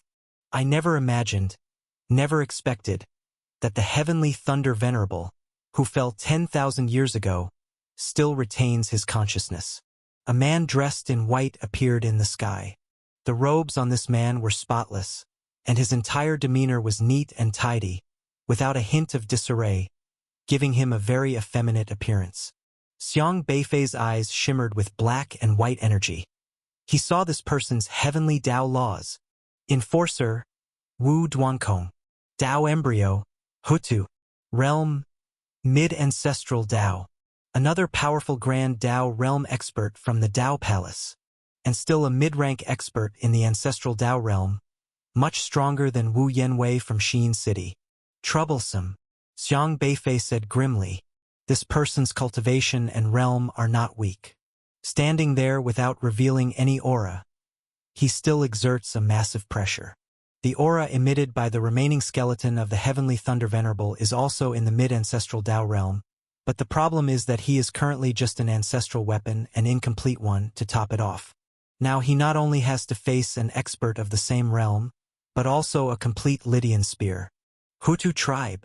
The eye sockets of the Heavenly Thunder Venerable's skull glimmered with lightning, as if recognizing the origins of the person before him. Especially the Lydian spear, this ancestral weapon made the lightning on him instantly become furious. Strong hostility surged forth. The legendary Heavenly Thunder Venerable is indeed impressive. Being able to refine his divine inscriptions into his body, it's unprecedented that he can still restore his autonomous consciousness until now. Wu Duankong smiled indifferently.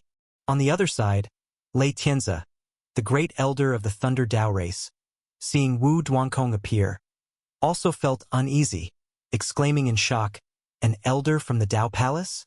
He recognized that Lydian spear. Even if he wasn't sure it was an ancestral weapon, he had seen it, the most obvious symbol of Xin City. But no matter how he wondered, he couldn't understand why the Dao Palace elder in front of him would block the path as soon as he moved and kill a young member of the Thunder Dao race. "You should return the broken finger to him," Wu Duankong said with a smile to Lei Tianzi. Lei Tianzi gazed in shock at Wu Duankong, then at the Heavenly Thunder Venerable, unsure of what to do at the moment. He had long wanted to return the broken finger to his clan's ancestor, yet did not understand why the Heavenly Thunder Venerable wouldn't accept this severed bone. The Heavenly Thunder Venerable stared at Lei Tianzi and said, "Find a way to leave with the broken finger." But Lei Tianzi still didn't understand. The Heavenly Thunder Venerable possessing the broken finger should make him complete. Wouldn't his power grow stronger? Why refuse to integrate? But the Heavenly Thunder Venerable didn't explain further.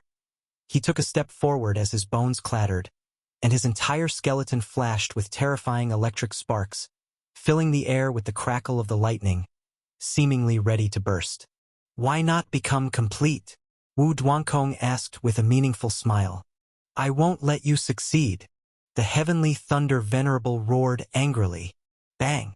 The sky seemed enveloped by lightning from all directions, and a colossal purple lightning bolt, with a radius of almost 1 meter, crashed towards Wu Duankong, as if trying to tear this world apart, extremely terrifying. Yet Wu Duankong appeared unflustered. He stood in place, as if strolling leisurely, the Lydian spear in his hand trembling slightly. Buzz! Buzz! Buzz! The space around Wu Duankong appeared distorted, vortices emerging all around him. And when those formidable bolts of lightning came crashing down, they struck precisely into the suddenly appeared vortices. A lightning column was swallowed into one vortex, and soon burst out from another vortex, crashing into other lightning columns. Boom! Boom! Boom! The Lydian spear commanded all teleportation abilities in the world. It is the highest realm of teleportation, capable of shifting all space through teleportation abilities. With Wu Duankong's perfect control, these lightning columns, aggressive as they were, couldn't harm a single hair of Wu Duankong. They were transported away upon approach and teleported onto other lightning columns. Through teleportation abilities, all the powerful attacks the Heavenly Thunder Venerable launched were turned upon his own lightning column, colliding to cancel each other out. "I told you, you'd better obediently attach the broken finger." Wu Duankong was not anxious in the least now. The Heavenly Thunder Venerable skeleton is not a complete ancestral weapon yet, especially now that it seems to have conscious awakening, becoming extremely special. Without the broken finger returning to the skeleton, the Heavenly Thunder Venerable skeleton remains merely a defective ancestral weapon. He can't take it away, much less devour it. Dream on! The Heavenly Thunder Venerable clearly understood Wu Duankong's intentions, refusing to comply. He's very clear that as long as he doesn't become complete, even if failing to defeat Wu Duankong can't do anything to him. But once the broken finger is restored, he faces the fate of being devoured. "Seems you won't cooperate, let me give you a hand," Wu Duankong said. He reached forward. His hand directly entered the vortex in front, and when it emerged again, it was already beside Lei Tianzi's right hand. Snap! Wu Duankong suddenly broke Lei Tianzi's right thumb. Lei Tianzi turned pale, shock and anger blending as he looked at his thumb, caught by Wu Duankong. The opponent's speed was too fast, possessing teleportation abilities. A random stretch of hand could reach anywhere he envisioned. After Wu Duankong snapped the finger, he chuckled, not waiting for Lei Tianzi to react before retrieving it. He then pressed forward once more, and at this moment, beside the right hand of the Heavenly Thunder Venerable skeleton, a vortex had already appeared. Wu Duankong's hand held onto the thumb, already appearing within the vortex. He intended to forcibly injure Heavenly Thunder Venerable's bones with this thumb, ensuring Heavenly Thunder Venerable remained intact. Heavenly Thunder Venerable clearly didn't foresee this. The opponent's speed was too fast, quicker than his reaction. The teleportation array was practically irrefutable, going wherever desired. "How dare you!" Heavenly Thunder Venerable was enraged. He roared angrily, immediately pulling back his right hand. But Wu Duankong's teleportation vortex followed relentlessly. No matter where Heavenly Thunder Venerable dodged, he always managed to apply the teleportation vortex to the target's hand. Heavenly Thunder Venerable completely couldn't keep up with the teleportation vortex's changing ability. Just as he was about to attach the severed thumb to help Heavenly Thunder Venerable, suddenly, A terrifying aura surged up around them. This aura exploded, its momentum also crazily rising, instantly breaking the balance. At the same time, the void beside Heavenly Thunder Venerable seemed forcibly twisted, slowing the vortex noticeably. Another ancestral artifact? Wu Duankong frowned. He turned to look to the other side. There, Xiang Beifei's silhouette slowly appeared. 3 powerful bricks floated in front of him. The bricks had already freed from his control, acting independently. Devoid of Xiang Beifei's control, the bricks became extremely powerful. Especially with the presence of the Leitian spear here, they had once been mortal enemies. Who are you? Wu Duankong frowned again, scrutinizing the bricks in front of Xiang Beifei, surprisingly saying, 5 pieces of stone. You actually possess 5 pieces of stone. He seemed to recall something, his expression cooled. I understand now, you are the one who caused chaos in Xin City back then. Wu Duankong, knowledgeable, instantly recognized those 5 pieces of stone. Back then, a formidable human race known as Wufeng caused havoc in Common Valley with a powerful sword and 2 pieces of brick. Heavenly Thunder Venerable turned his gaze towards Xiang Beifei, his eyes filled with flashing lightning, seemingly a bit surprised. He himself was essentially an ancestral artifact. When encountering another ancestral artifact, naturally, he sensed mutual hostility. But he quickly discovered the 3 pieces of brick appearing in the air were actually assisting him. Although the 3 pieces of brick were also incomplete ancestral artifacts, their emerging domain instead prevented his severed thumb from reconnecting with his right hand, thwarting his completeness. Human race. Heavenly Thunder Venerable's bewildered eyes seemed to ripple, like trying hard to recall something. At this moment, a swift spear descended from the sky, this spear extremely terrifying, as if tearing through the void, striking into the domain created by the bricks. The speed of the bricks began to tremble, almost collapsing. Incomplete ancestral artifacts dare to act impudent before me. Wu Duankong sneered faintly, then playfully examined Xiang Beifei, saying, Speaking of which, we haven't had the chance to thank you for restoring the completeness of the Leitian spear. Xiang Beifei calmly stared at him, without responding. However, Wu Duankong mocked himself, saying, Want to test just how strong the complete Leitian spear truly is? He lightly flicked his hand. Buzz! The Leitian spear in the air instantly began to reverberate, becoming extremely sharp. With one thrust, its piercing aura immediately shattered the speed domain of the bricks. Next, Wu Duankong once again reached out, grabbing towards the void. His hand soon appeared next to Xiang Beifei's neck, almost capturing him. But Xiang Beifei reacted quickly, knowing the opponent had potent teleportation ability, so he was always wary. At the moment Wu Duankong took action, he unleashed the Zhulong Eye. Whoosh! The entire sky suddenly went dark. This darkness possessing an isolating aura was also Xiang Beifei's most relied upon method. He relied on the Zhulong Eye to conceal his figure, swiftly retreating. Wu Duankong wasn't expecting the sudden darkness, momentarily losing perception of Xiang Beifei. Even though the Leitian spear could teleport anywhere, if unable to locate the opponent's position, it remained difficult to grasp him. However, he quickly sneered, You can control darkness. It so happens I can control light.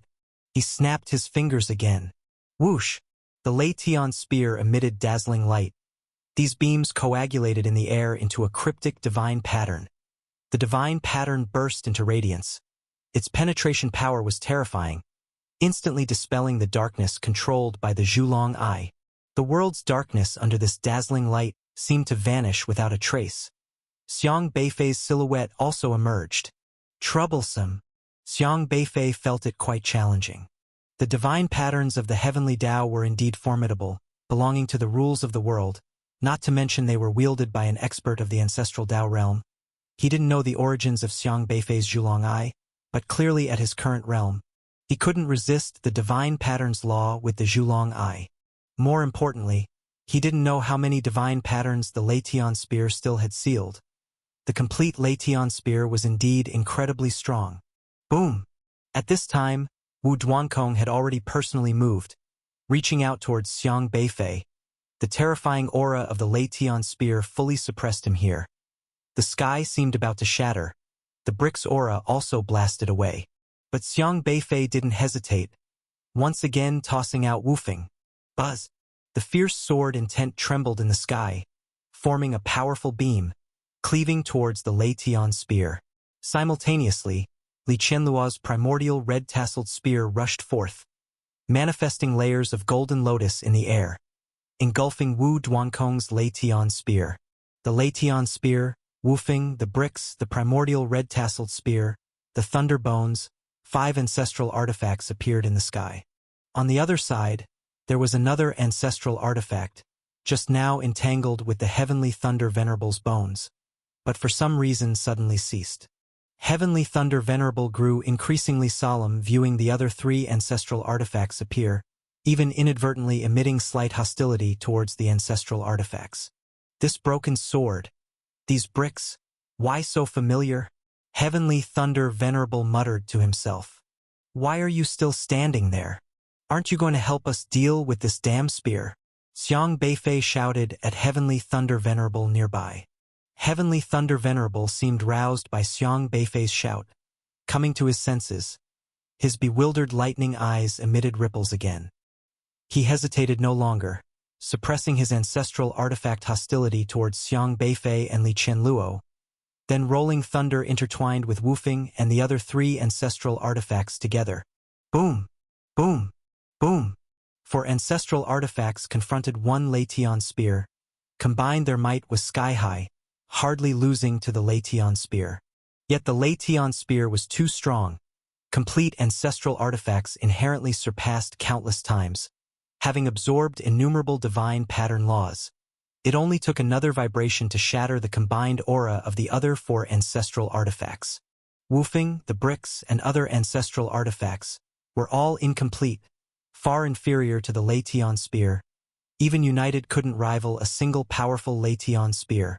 Not to mention the Lei Tian spear was controlled by Wu Duankong. Let me show you what unstoppable means. Wu Duankong laughed heartily, once more wielding the Lei Tian spear. Boom! Boom! Boom! A black divine pattern shot out from the Lei Tian spear's tip, forming a black beam, swift and fierce, striking into the field created by the 4 ancestral artifacts. Bam! The domain shattered directly.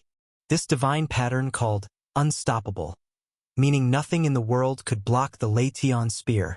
After the Lei Tian spear shattered the ancestral artifact domain, it then struck the 4 ancestral artifacts. Crack! Crack! Crack! Wufeng, the bricks, the primordial red-tasseled spear, and the blue bones were directly hit by the unstoppable ancestral artifact. The powerful force jolted the aura of the 4 ancestral artifacts into chaos. Upon closer inspection, distinct visible cracks appeared on all 4 ancestral artifacts. These 4 ancestral artifacts were about to collapse. The heavenly spear was truly too powerful. It completely crushed the 4 ancestral artifacts in terms of strength. A complete ancestral artifact and an incomplete ancestral artifact simply aren't on the same level. Even with 4 ancestral artifacts, the power disparity is vast. Whether it's the brick, Wufeng, or the primordial red-tasseled spear and blue skeleton, all were struck with cracks by the heavenly spear. Especially the brick. One piece of it couldn't withstand the impact and was forcibly smashed into 4 parts. The fragments directly splashed out, and the aura emanating from the brick quickly diminished, soon becoming just an ordinary gray brick. The previously coordinated aura of the 3 bricks became chaotic, and their momentum significantly weakened. This is not good. The heavenly spear is still too strong, Li Qianluo exclaimed. Her primordial red-tasseled spear was also directly broken into 2 parts, instantly losing its previous sharpness. Clearly, it had suffered severe damage under the attack of the heavenly spear. This unexpected turn of events was something neither Xiang Beifei nor Li Qianluo anticipated. They had considered the power of the heavenly spear, but with them and the heavenly thunder venerable, there were clearly 4 ancestral artifacts, which should have been somewhat able to contend. Unfortunately, they had miscalculated. No one had imagined the heavenly spear would be this powerful. Why do you bother fighting? Wu Duankong looked mockingly at the shattered ancestral artifacts before Xiang Beifei and Li Qianluo. This was already him holding back, because his intention was not to destroy the ancestral artifacts entirely. If they shattered too badly, he would have to spend time looking for them, which wasn't his intention. After all, ancestral artifacts are very unique, only complete ones can be absorbed. Wu Duankong only wanted to devastate these artifacts and make them keep quiet, not influencing his intent to imbibe the heavenly thunder venerable. The air fell into silence, and the power of the 4 ancestral artifacts could no longer be exerted, leaving only the heavenly spear proudly standing tall, gazing down at the defeated below. Boom! The terrifying pressure caused the heavens and earth to tremble. Xiang Beifei and Li Qianluo swiftly flew towards their shattered ancestral artifacts and retrieved the fragments. Wu Duankong did not stop them, allowing them to take the shards into their possession. With Wu Duankong's eye, he could see at a glance that these ancestral artifacts were incomplete and couldn't be absorbed, so he was in no rush to deal with Wufeng or the brick. What should we do? Li Qianluo gathered the 2 halves of the broken ancestral artifact together. Although the severed primordial red-tasseled spear was connected, its aura had yet to fully recover. Xiang Beifei also combined Wufeng and the brick together.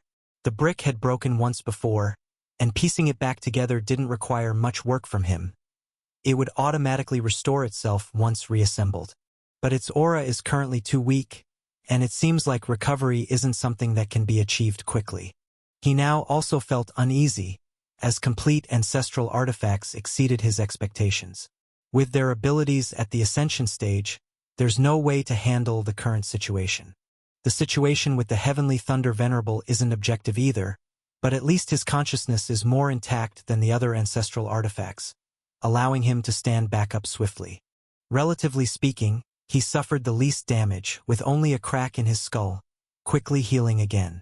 Wu Duankong deliberately avoided breaking his entire skeleton with the heavenly spear's power, because he didn't want the hassle of finding fragments later. The lightning glow in the eye sockets of the Heavenly Thunder Venerable became even more dazzling, and then he turned to look towards Xiang Beifei's side. Why do this sword, this brick, seem so familiar? He muttered to himself again. Then he took a step towards Xiang Beifei and shouted, "Where did you get these ancestral artifacts?" "That has nothing to do with you," Xiang Beifei replied calmly. "No, Wufeng, the brick, the 5 pieces of stone. I seem to have heard of them somewhere. Where could it be? Your aura. So familiar. I remember someone, a person, also cultivated the same cultivation technique as you." The Heavenly Thunder Venerable looked at Xiang Beifei, becoming increasingly bewildered, as if desperately trying to recall something. After his fall, he was left with only the unique fighting instincts of the ancestral artifacts. But after the fragments appeared, his memories began to slowly recover, and he seemed to be becoming clearer, now needing some past memories. "Who exactly are you? Your spiritual power is black and white. I've seen this spiritual power. Seems like I've seen it sometime. You..." The Heavenly Thunder Venerable reached out, clutching his skull, tapping on it steadily. Crack, crack, crack. Each tap caused sparks to splatter from his skull, his hand forceful, seemingly trying to awaken himself. However, Wu Duankong has decided not to wait any longer. The Thunder God pattern should also be complete. He sneered coldly, once again waving his hand, grabbing the severed bone and stuffing it into the right hand of the Heavenly Thunder Venerable. This time, Wufeng, the brick, and the primordial red-tasseled spear could no longer conjure enough energy to block the heavenly spear, and the thumb was forcibly pressed onto the Heavenly Thunder Venerable's hand. Boom! Ancestral artifact fragments restored. The entire skeleton of the Heavenly Thunder Venerable seemed to be ignited by blue lightning, crackling and splintering. Each bone began to radiate luminescence, circulating together, and the formidable thunder force surged instantly, shooting toward the sky. Boom! Boom! Boom! Wind and clouds movement, thunder shattering the void. The whole world centered around the Heavenly Thunder Venerable, resembling a supreme thunder deity, ultimate in strength and supremacy. No way, it can't be complete. The heavenly thunder venerable erupted with terrifying power from his body. But he murmured in a low voice, trying to resist this power and detach the broken bones from himself. However, he was an ancestral artifact, and even though he had self-awareness, he ultimately still carried the essence of an ancestral artifact. As long as it was an ancestral artifact, it would never reject its own fragments. The heavenly thunder venerable could not separate himself, nor could he prevent the fusion of the ancestral artifact. Breaking that piece of bone was simple for the Lydian spear, but almost impossible for him. Thunderous power spread from the heavenly thunder venerable, growing stronger, even 100 times mightier than he was before. Boom! The heavenly thunder venerable became completely whole. Another perfect ancestral artifact is born. Wu Duankong from the Dao Palace looked at the heavenly thunder venerable with eyes like he was staring at a piece of exquisite meat, unable to conceal his greedy gaze. A complete ancestral artifact was meant for devouring. It's mine now. Wu Duankong laughed loudly, and the Lydian spear once again vibrated without holding back, crashing down towards the heavenly thunder venerable. In your dreams! The heavenly thunder venerable also growled, sending a palm strike forward. This palm strike carried majestic heavenly power, domineering over the world, tearing the void apart with lightning strikes, challenging even experts in the mid-stage of the ancestral Dao realm to withstand such a powerful thundering palm. Boom! The palm wind howled, landing above Wu Duankong. However, Wu Duankong's Lydian spear suddenly trembled, creating countless distorted vortices in the void, transferring the overbearing thundering palm of the heavenly thunder venerable away, appearing suddenly above Xiang Beifei and Li Qianluo. Wu Duankong intended to kill these two using the hand of the heavenly thunder venerable. Xiang Beifei reacted quickly, knowing that Wu Duankong would not spare him. So the moment the heavenly thunder venerable made a move, he took Li Qianluo and moved away. By the time the transfer vortex appeared overhead, he had already leaped far away. Whoosh! The thundering palm wind grazed his back, and although it did not hit him, the wave the heavenly thunder venerable stirred was like a massive tidal wave that still blasted him away. He felt his whole body strike by lightning, almost numbed and nearly charred. The heavenly thunder venerable roared angrily again, continuing to unleash numerous palm strikes. But with the Lydian spear controlling the heavenly Dao's transportation, it was almost an invincible presence, evading every attack the heavenly thunder venerable threw. Impossible for his palms to hit Wu Duankong. The bolts of lightning, without exception, pursued Xiang Beifei's side instead. Hey, big guy, watch it. Don't just hit randomly. Xiaohe shouted loudly, standing on Xiang Beifei's shoulder. The heavenly thunder venerable finally realized, from his actions until now, only 2 breaths had passed. Yet at his power level, 2 breaths were almost enough to unleash many strikes and shred everything apart. If not for Xiang Beifei's timely caution, he might have been gone already. After a moment's hesitation, the heavenly thunder venerable withdrew his hand and didn't continue attacking. Subconsciously, as the ancestral artifact, he recognized Xiang Beifei and Li Qianluo. Not attacking anymore? Then obediently submit. Wu Duankong raised his spear, thrusting it towards the heavenly thunder venerable. Crack! Crack! All the thunder shattered. Under unstoppable pressure, the mighty thundering power couldn't withstand. The heavenly thunder venerable was blasted down, crashing to the ground. Yet Wu Duankong didn't stop, continuing to reach out towards the heavenly thunder venerable, with golden lights emanating from the Lydian spear, enveloping the heavenly thunder venerable, trying to devour this complete thundering divine pattern. Absolutely not. The heavenly thunder venerable roared angrily, desperately resisting. But now he was merely an ancestral artifact, making it particularly difficult facing another ancestral artifact. He turned his head, looking at Xiang Beifei. At this moment, Xiang Beifei wasn't far from him, holding Wufeng, slowly recovering from injuries.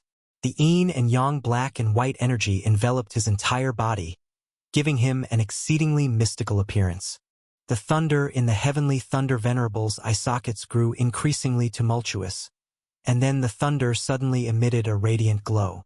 I remember where the source energy of yin and yang you cultivate comes from. Your ability must be inherited from that place. Yes, I understand what your existence means. So that's how it is. So it's you. The voice of the heavenly thunder venerable resounded in Xiang Beifei's ears, sounding bizarre, even making Xiang Beifei feel strange. Have you seen me before? Xiang Beifei asked, surprised. No, I haven't, but you can control the heavenly Tao, can't you? The heavenly thunder venerable quickly asked. Xiang Beifei hesitated for a moment and said, yes. Then that's right. I understand now. I understand your identity. The heavenly thunder venerable roared loudly, and his body exploded with brilliant light. Blue skeletal fragments shattered, transforming into small dots of thunder starlight, converging in the air, forming a blue divine pattern. This is the heavenly Tao divine pattern that controls thunder in the world. But this divine pattern did not head towards the Litian spear. It briefly broke free from the Litian spear's constraint, forcibly merging into Xiang Beifei's body. Crash! Bolts of lightning flickered on Xiang Beifei's body. He felt like his spiritual power was ignited by the thunder. What are you doing? Xiang Beifei was greatly shocked, never having imagined that the heavenly thunder venerable would take such an action. Allowing you to devour the thundering divine pattern. The voice of the heavenly thunder venerable echoed in Xiang Beifei's mind. I devour the divine pattern? Xiang Beifei was taken aback. Is there such a notion? Can he also devour a divine pattern? He's not an ancestral artifact. But then he thought differently. The heavenly thunder venerable was once a powerful cultivator, and he transformed himself into a divine pattern. The divine pattern covered Xiang Beifei's entire skeletal structure, and he felt as if a dramatic transformation was occurring in his bones, with his entire spiritual power rapidly surging. Inquiring Tao mid-stage, inquiring Tao late stage, ancestral Tao realm. Xiang Beifei felt as if he was about to be burst open, but such a feeling was challenging, as his divine soul had yet to fully cultivate to the ancestral Tao realm, forcibly entering the power of the ancestral Tao realm, leaving him struggling to control such an immense power. No, I can't wield such powerful energy, Xiang Beifei growled lowly. This feeling left him helpless, having such potent power yet unable to wield it freely. Moreover, having an aware divine pattern merge within him was not good, as he couldn't suppress this power. If the divine pattern attempted to seize his body, he couldn't resist. However, he quickly realized he worried unnecessarily, as the heavenly thunder venerable seemed correct. With his ability to control the heavenly Tao, it seemed he wouldn't fear the thundering divine pattern's backlash.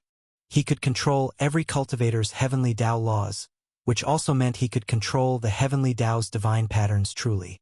The thunderous power within him slowly began to adapt to his body, almost as if it was adapting to him. I can help you control such potent energy. Now, unless you voluntarily separate, the Hutu tribe members cannot take the divine pattern from you. I only hope that if you encounter people from the Thunder Tao race in the future, you'll lend a hand, said the heavenly thunder venerable. All right, Xiang Beifei agreed. Buzz.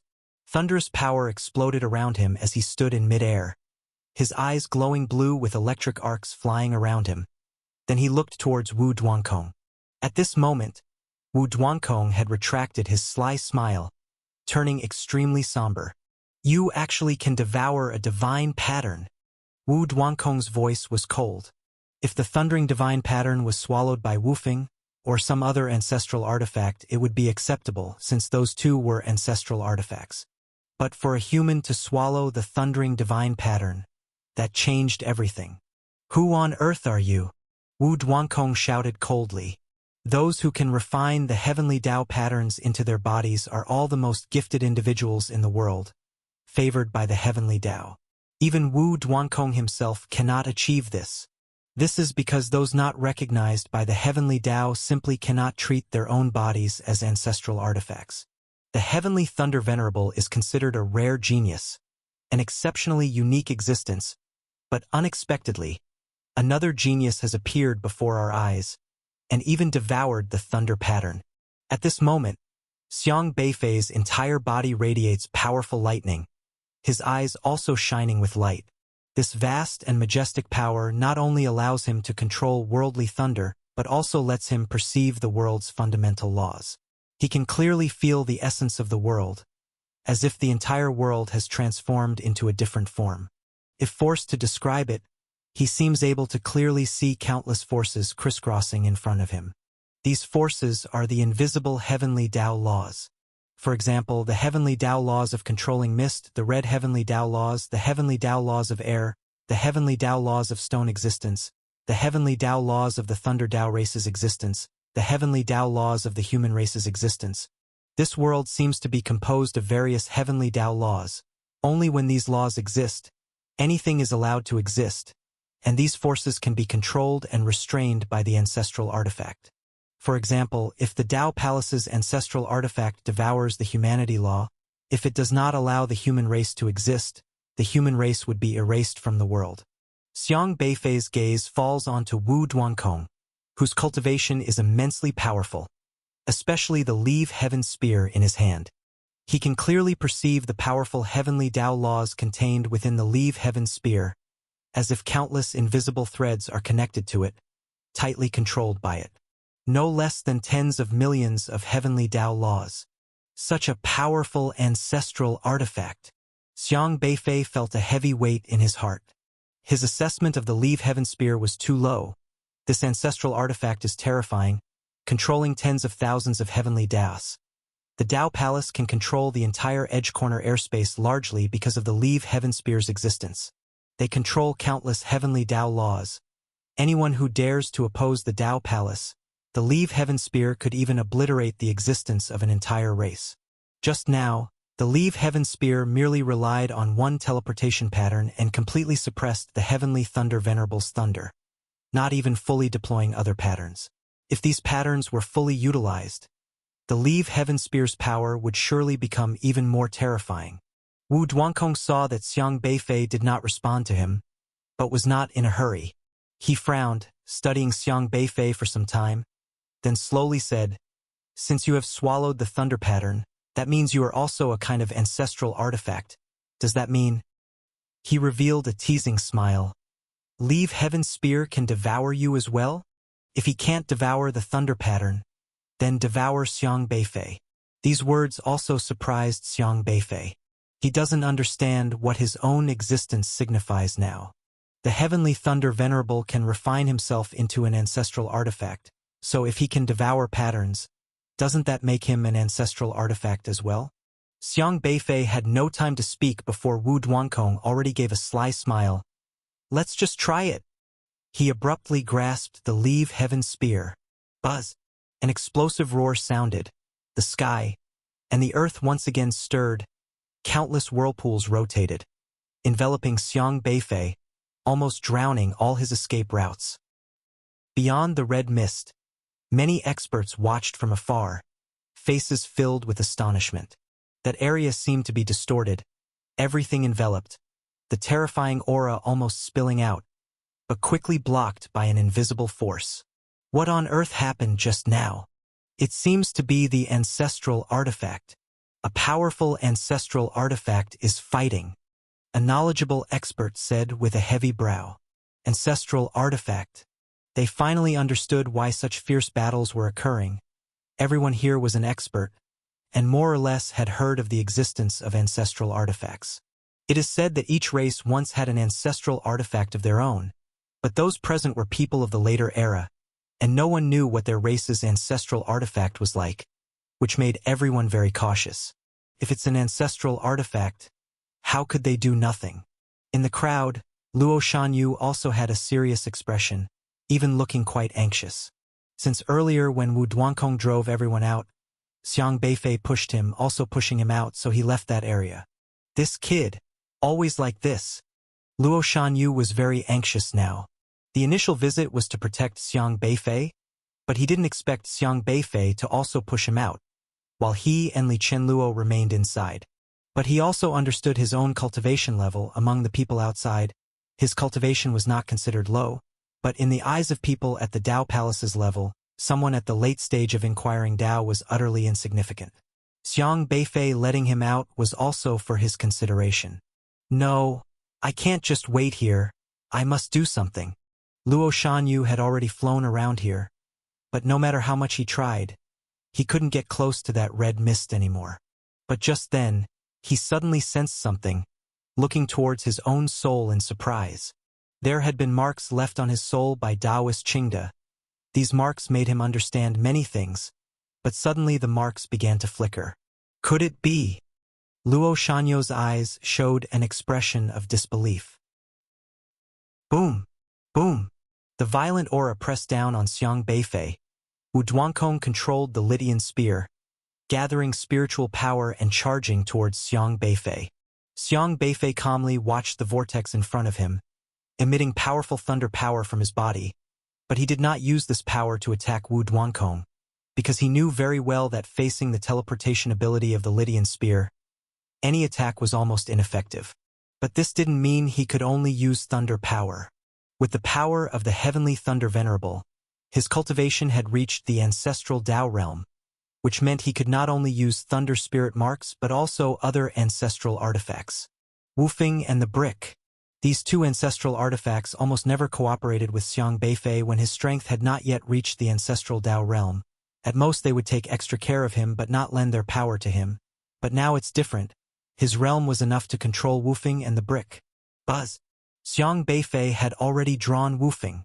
The sharp sword aura instantly soared tens of thousands of feet, instantly shattering the rolling red mist. The majestic sword aura emitted a white light, appearing extremely dazzling. Swoosh! A sword slashed down. Crack! Crack! Crack! The teleportation vortex surrounding Xiang Beifei seemed unable to withstand this sword. It was shattered at once. The teleportation array marks that the Lydian spear was best at were completely ignored by Wufing's sword aura. How could this be? Wu Duankong was shocked. Just now, even with 4 ancestral artifacts joining forces, they couldn't do anything against the teleportation sword aura controlled by the Lydian spear. Unexpectedly, with just one sword from Xiang Beifei whose cultivation surged, the teleportation vortex was cut off. Great sword! Xiang Beifei held Wufing. His heart surged with battle intent. Ancestral artifacts, after all, are ancestral artifacts. The power of an ancestral artifact when wielded by itself is different from when wielded by others. At this moment, Xiang Beifei relied on the power of the ancestral Dao realm to fully unleash the powerful ability of Wufing. His grandfather had mentioned before that Wufing's sword aura was very special. It could ignore spiritual power. Only the purest basic thing in the world could block it. This meant the teleportation vortex condensed by the Lydian spear simply couldn't take shape in front of Wufing. The saying goes, one thing subdues another. The Lydian spear can teleport the power of thunder away, but there's no way to teleport Wufing's sword aura to another place. Wufing, truly formidable. Wu Duankong also recognized the power of this. Back then this sword had wiped out several ancestral Dao realm elders of their Dao palace. Just now it was in an ancestral artifact state. He didn't mind, but after Xiang Beifei's cultivation surged, he had to be cautious. Humph! After all, it's just a broken ancestral artifact. How big a splash can it make? Wu Duankong shouted aloud. The Lydian spear once again wrapped itself in a powerful light. Its sharp edge pervaded the void. The spearhead seemed to gather a dark light. With a swift turn it slashed down with a fierce whistling sound. Spirit mark. Unstoppable. This is one of the most terrifying heavenly Dao spirit marks in the world. Unstoppable. Which means nothing can resist this spear. Even an ancestral artifact would be directly shattered under the power of this spear. Xiang Beifei's gaze was cold. Bricks floated around, and suddenly he grasped. Buzz! Buzz! Buzz! 3 bricks immediately connected with Xiang Beifei. Countless array markings quickly flashed from the bricks, pouring into his mind. In an instant he understood the spirit marks sealed on the bricks. Although the bricks were also not complete ancestral artifacts, the spirit marks they devoured were actually in the tens of thousands. With a thought from Xiang Beifei, the brick emitted a dull sound, forming powerful ripples in front of him, swirling circle by circle around him. Whiz! The surging spear of the heavens, carrying an unstoppable sharpness, pierced into the ripples before Xiang Beifei. The unstoppable attack kept charging forward, seemingly about to penetrate Xiang Beifei. But one breath, 2 breaths, 5 breaths passed. The unstoppable offensive continued to surge forward. Yet no matter how formidable the attack of the surging spear was, it was still an inch away from Xiang Beifei, as if that inch were an insurmountable chasm, impossible to close. Divine pattern, close yet far. This was a divine pattern Xiang Beifei salvaged from the powerful heavenly Tao divine patterns devoured by the brick. Close yet far, as the name implies, a distance of an inch feels like it spans the ends of the earth, utterly unbridgeable. Though the surging spear's might was formidable, nothing could block it. Yet Xiang Beifei did not confront it head-on. He merely relied on this profound divine pattern to infinitely extend a small segment of distance, making the opponent's attack incapable of piercing him within this inch. Quite skillful. Wu Duankong realized as well that the brick actually sealed such a troublesome divine pattern, which surprised him significantly. Unstoppable, yet there has to be something to stop it. But Xiang Beifei didn't block. He merely extended the distance, thus making the surging spear's efforts almost futile. A heavenly Tao divine pattern that infinitely extends distance? Upon carefully observing the ripples, Wu Duankong quickly responded, and with a low shout, the surging spear once again erupted with a powerful black light, simultaneously igniting another divine pattern. Divine pattern, distant neighbors. Close yet far extends an inch's length infinitely, while distant neighbors shortens an infinitely long distance directly. These two divine patterns completely counteract each other. When their powers confronted each other, balance was immediately broken, and the strength of the surging spear was evidently superior. After all, the close yet far divine pattern only came from an incomplete brick, while distant neighbors originates from the complete surging spear. Crack, crack, crack. The ripples Xiang Beifei summoned had already shattered, and the sharp light of the surging spear suddenly crossed that inch, blasting towards Xiang Beifei. Xiang Beifei reacted extremely quickly. Before the close yet far divine pattern was broken, he swiftly struck the brick once more.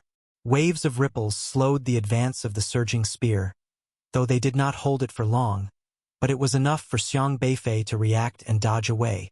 Boom! Boom! The surging spear's unstoppable attack struck the ground, creating a deep, bottomless black hole, as if piercing right through the earth with a chill, cracks spreading out from there. The land was torn with countless ravines, a shocking sight. The surging spear is still too powerful. Xiang Beifei flashed into the void, panting heavily, calmly watching the surging spear. Now the battle between him and Wu Duankong had fully transformed into a confrontation between heavenly Tao divine patterns. But it was obvious that with Wu Duankong holding a complete ancestral artifact, the heavenly Tao divine patterns could absolutely suppress the incomplete brick's divine patterns. The gap was just too wide. Unless the remaining 2 pieces of brick were gathered, it would be hard for Xiang Beifei to perfectly exert the brick's divine patterns. Ha ha ha! Your ancestral artifact is ultimately incomplete. No matter how strong the heavenly Tao divine pattern is, it's utterly useless. Wu Duankong let out a cold laugh, wielding the surging spear again. Whiz! The surging spear's attack almost instantly reached before Xiang Beifei's eyes, and Xiang Beifei could only continue dodging with close yet far. But the gap between close yet far and distant neighbors was too vast. In just 3 exchanges, Xiang Beifei could barely hold on. The surging spear directly pierced through Xiang Beifei's shoulder. A powerful, icy aura spread from the surging spear, with patterns transforming into a golden light that swiftly extended into Xiang Beifei's body, instantly binding Xiang Beifei securely. Divine pattern. Sitting duck. Anyone struck by this force couldn't raise a thought of resistance and could only let themselves be slaughtered. At this moment, Xiang Beifei was almost immobile. Ha ha ha! Let's see how you escape this time. Wu Duankong's face showed a trace of ruthless smirk. He planned to use the surging spear to devour Xiang Beifei. The powerful divine pattern of the Litian spear completely restrained Xiang Beifei. A strong aura enveloped Xiang Beifei's entire body, and a powerful devouring force surged towards him. This was the powerful devouring aura from the ancestral artifact, almost dispersing Xiang Beifei entirely and considering him as a divine pattern. Xiang Beifei's soul felt as if it were being melted, and blue light shone all over him, as if he were about to be transformed into a divine pattern. Heavenly Tao's divine pattern. By devouring the heavenly thunder divine pattern, Xiang Beifei now equates to the existence of the heavenly thunder venerable, also considered an ancestral artifact. Moreover, a complete ancestral artifact. The heavenly thunder venerable could not resist the Litian spear, so neither could he. Xiang Beifei felt as if he was about to be transformed into strands of power and be devoured by the Litian spear. This transformation process was something he couldn't resist. His perception even gradually became blurred, as the Litian spear forcefully tried to fuse him. But soon, a strange rejection force came from the Litian spear. Without Xiang Beifei doing anything, the aura of the Litian spear became unstable, and the fusion power seemed to be forcibly interrupted. On the contrary, Xiang Beifei's soul gradually stabilized. His torn body slowly recovered. His consciousness returned to normal, as if he had walked past the gates of hell. Buzz! The power of the Litian spear suddenly bounced off him. Wu Duankong's triumphant smile immediately froze. What's going on? Why not devour him? Wu Duankong shouted at the Litian spear. In his view, after Xiang Beifei had fused with the thunder divine pattern, Xiang Beifei became an ancestral artifact, a complete ancestral artifact. A complete ancestral artifact should be devourable. But unexpectedly, the Litian spear failed to devour. A vibration appeared on the Litian spear, with fluctuations resonating, seemingly in response to Wu Duankong. Listening to the Litian spear's response, Wu Duankong's eyes showed shock as he turned to look at Xiang Beifei. An incomplete ancestral artifact? What does that mean? Wu Duankong stared at Xiang Beifei, unclear about the Litian spear's meaning. But this was the only response from the Litian spear. He's a person who openly sealed the thunder divine pattern. How can it be incomplete? Wu Duankong murmured. Yet the Litian spear still vibrated, seemingly doubting something as well. On the other side, Xiang Beifei had slowly recovered. He rubbed his forehead, gradually regaining his mobility. Strange. What was that feeling? Xiang Beifei carefully recalled the events he had just experienced. While the Litian spear was invading his body, he distinctly felt as if he was being torn away. But just as he was about to fuse with the Litian spear found it couldn't completely devour him and instead separated him. However, he didn't think too much about it now because the crisis hadn't passed. The Litian spear couldn't devour him, but that didn't mean it couldn't capture him. Wu Duankong could still strike to kill. Xiang Beifei immediately retreated. Xiao Bei, are you all right? Li Qianluo hurriedly flew over. The level of conflict just now was beyond her ability to intervene. She was blocked outside, and when she saw Xiang Beifei being restrained, she was greatly alarmed. I'm fine, Xiang Beifei replied. The Litian spear is too powerful. We need to leave quickly. Li Qianluo called out. Their intent was merely to prevent the thunder divine pattern from being devoured by the Litian spear. Now with the thunder divine pattern on Xiang Beifei, there's no point in lingering. Xiang Beifei understood this too. Without hesitation, he said, "Let's go." But he still glanced at the Thunder Dao race members trapped in the corner and severely injured.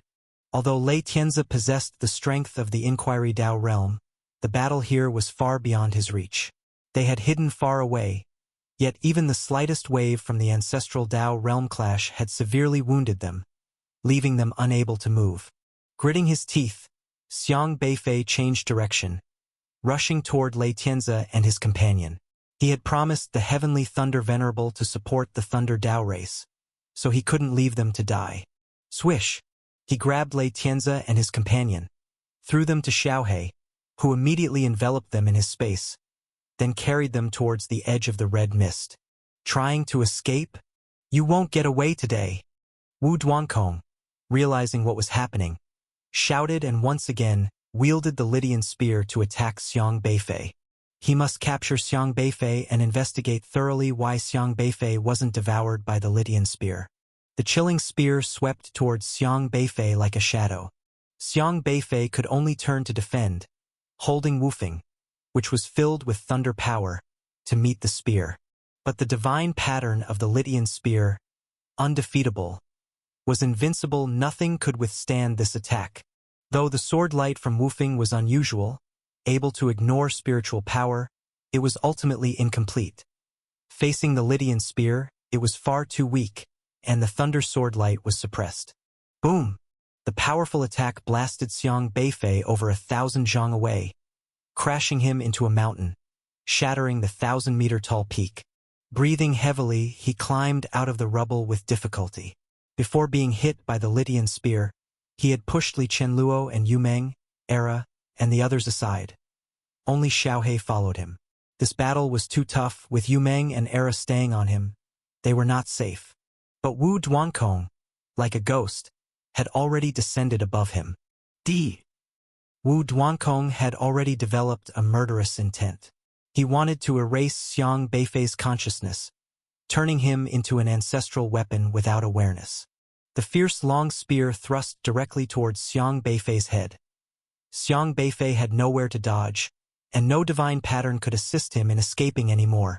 But at that moment, a clear collision sound came from afar, accompanied by golden formation patterns rippling out. Buzz! It was like a clear bell ringing, striking the entire world, making everything incredibly transparent. The sound was exceptionally crisp and special. The 3 bricks in Xiang Beifei's hand suddenly flew up, colliding with each other, striking out powerful formation patterns, intertwining with that sound like greeting a companion. With the series of clanging sounds, the entire world seemed to have come to a halt. Wu Duankong grasped the Lydian spear, still poised to thrust it down towards Xiang Beifei, while the dust falling downwards seemed to stop drifting, and the chaotic red mist ceased to move. Everything came to a complete standstill. In this realm of sounds, it was utterly motionless. Except for Xiang Beifei. What is this? Xiang Beifei was quite surprised. He seemed to sense something and turned his head to look to the left. The dust there maintained a rolling stance but did not move any longer. The chaotic spiritual power was suspended. But there stood a blurry figure. This person appeared mighty and tall, standing there like a giant mountain, firmly guarding him. With me here, no one can harm you. A familiar voice reached Xiang Beifei's ears. Xiang Beifei's body shuddered slightly, and a puzzled expression appeared in his eyes. He looked at that blurry figure, and for a moment he even wondered if he had misheard. Familiar yet unfamiliar. Xiang Beifei couldn't be certain. But some things, it seemed, had never changed. The chaotic dust gradually dispersed. He finally saw clearly the appearance of this person. It was a middle-aged man, dust-laden, as if constantly on the go, with gray clothes that had several tiers, with frayed edges rolled up, looking somewhat disheveled. However, his eyebrows were thick and orderly, and his deep black eyes glimmered, appearing extremely steady. The hair at the left temples was somewhat white, a few strands sticking up rebelliously, quite eye-catching. Xiang Beifei was momentarily stunned. He never expected to meet the other party in such a manner. I thought you'd be happier to see me. Xiang Tianqing reached out a hand towards Xiang Beifei, who was sitting on the ground, wanting to pull his son up, but Xiang Beifei did not extend his hand. He remained silent for a moment, ignoring that hand, then propped himself up from the tip of the Lydian spear and stood up by himself. But he was severely injured, his body swaying slightly, yet he managed to stand firm. Happy? You think I should be happy? Xiang Beifei did not fix his gaze on the person before him, slowly saying, Happy to see a consciousness? Xiang Tianqing's hand hovered in mid-air, somewhat awkward. He was indeed a consciousness left on the 4th brick. Xiang Tianqing withdrew his hand, saying, I thought you might follow the guidance of the 5 pieces of stone to come here, so I left a consciousness on the brick. Xiang Beifei did not respond, only adjusting his injuries, the ability to return to the original state quickly acting on his body. Xiang Tianqing did not disturb him, but with a wave of his hand, the pioneering stone emerged from Xiang Beifei, its consciousness merging with his current awareness. He needed to know the situation with himself inside the pioneering stone, how effective his communication was with his rebellious son. But evidently, it seemed not very pleasant. Once he had mostly recovered, Xiang Beifei asked, "What's going on?" "I froze this area," Xiang Tianqing said with a wave of his hand, and the brick on him vibrated slightly. "The fourth brick. What does freeze mean?" Xiang Beifei asked. "It's the ability of the 5 pieces of stone, a special domain where within this domain, both time and space differ from the outside. It's a heavenly Tao ability, capable of pausing this world," Xiang Tianqing explained. Pausing the world. This was the first time Xiang Beifei had heard of such a thing. The world progresses in one direction, just like time rushes forward. The main heavenly Tao controlled by the brick is to infinitely slow down the speed of this area's progression until the world's forward steps halt, Xiang Tianqing said. "So now no one in the world can move? Just this area you only have 4 bricks," Xiang Tianqing chuckled. "So with 5 bricks it could halt the entire world?" "Yes," Xiang Tianqing replied. Xiang Beifei nodded thoughtfully, then looked at Wu Duankong suspended in midair, asking, "He can't move. I can. Can I kill him?" Xiang Tianqing shook his head. "In the domain. Outside the domain, space and time differ. If you act against someone outside the domain, you will break the balance." "Then what's the use of this ability?" Xiaohei interjected. "Haven't you recovered from your injuries?" Xiang Tianqing smiled. Xiang Beifei was extremely surprised. Xiaohei suddenly understood. "Oh, I get it. You can heal injuries by freezing this area." Possessing 4 bricks gave him much more time than others. It's like if you were about to die from a beating, you could immediately use the brick to freeze an area and then use the stop time to heal yourself. Once the injuries healed, restore the area and continue fighting. Even if the opponent was too strong and you couldn't find a solution, you could rely on the stop time to slowly think of a strategy, giving you enough time to react. If used well, this ability could indeed achieve the unexpected and victorious. Xiaohei stroked his chin, asking, "Then can Feifei train in this area? Since everything is frozen, couldn't he train to the ancestral Tao realm and then go beat them up?"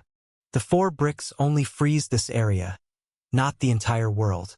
I don't recommend you do that because the battle in this area will attract more people from the Tao Palace, and they are not frozen.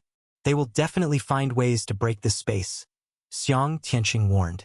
Xiang Beifei nodded slightly, understanding the capability of the brick.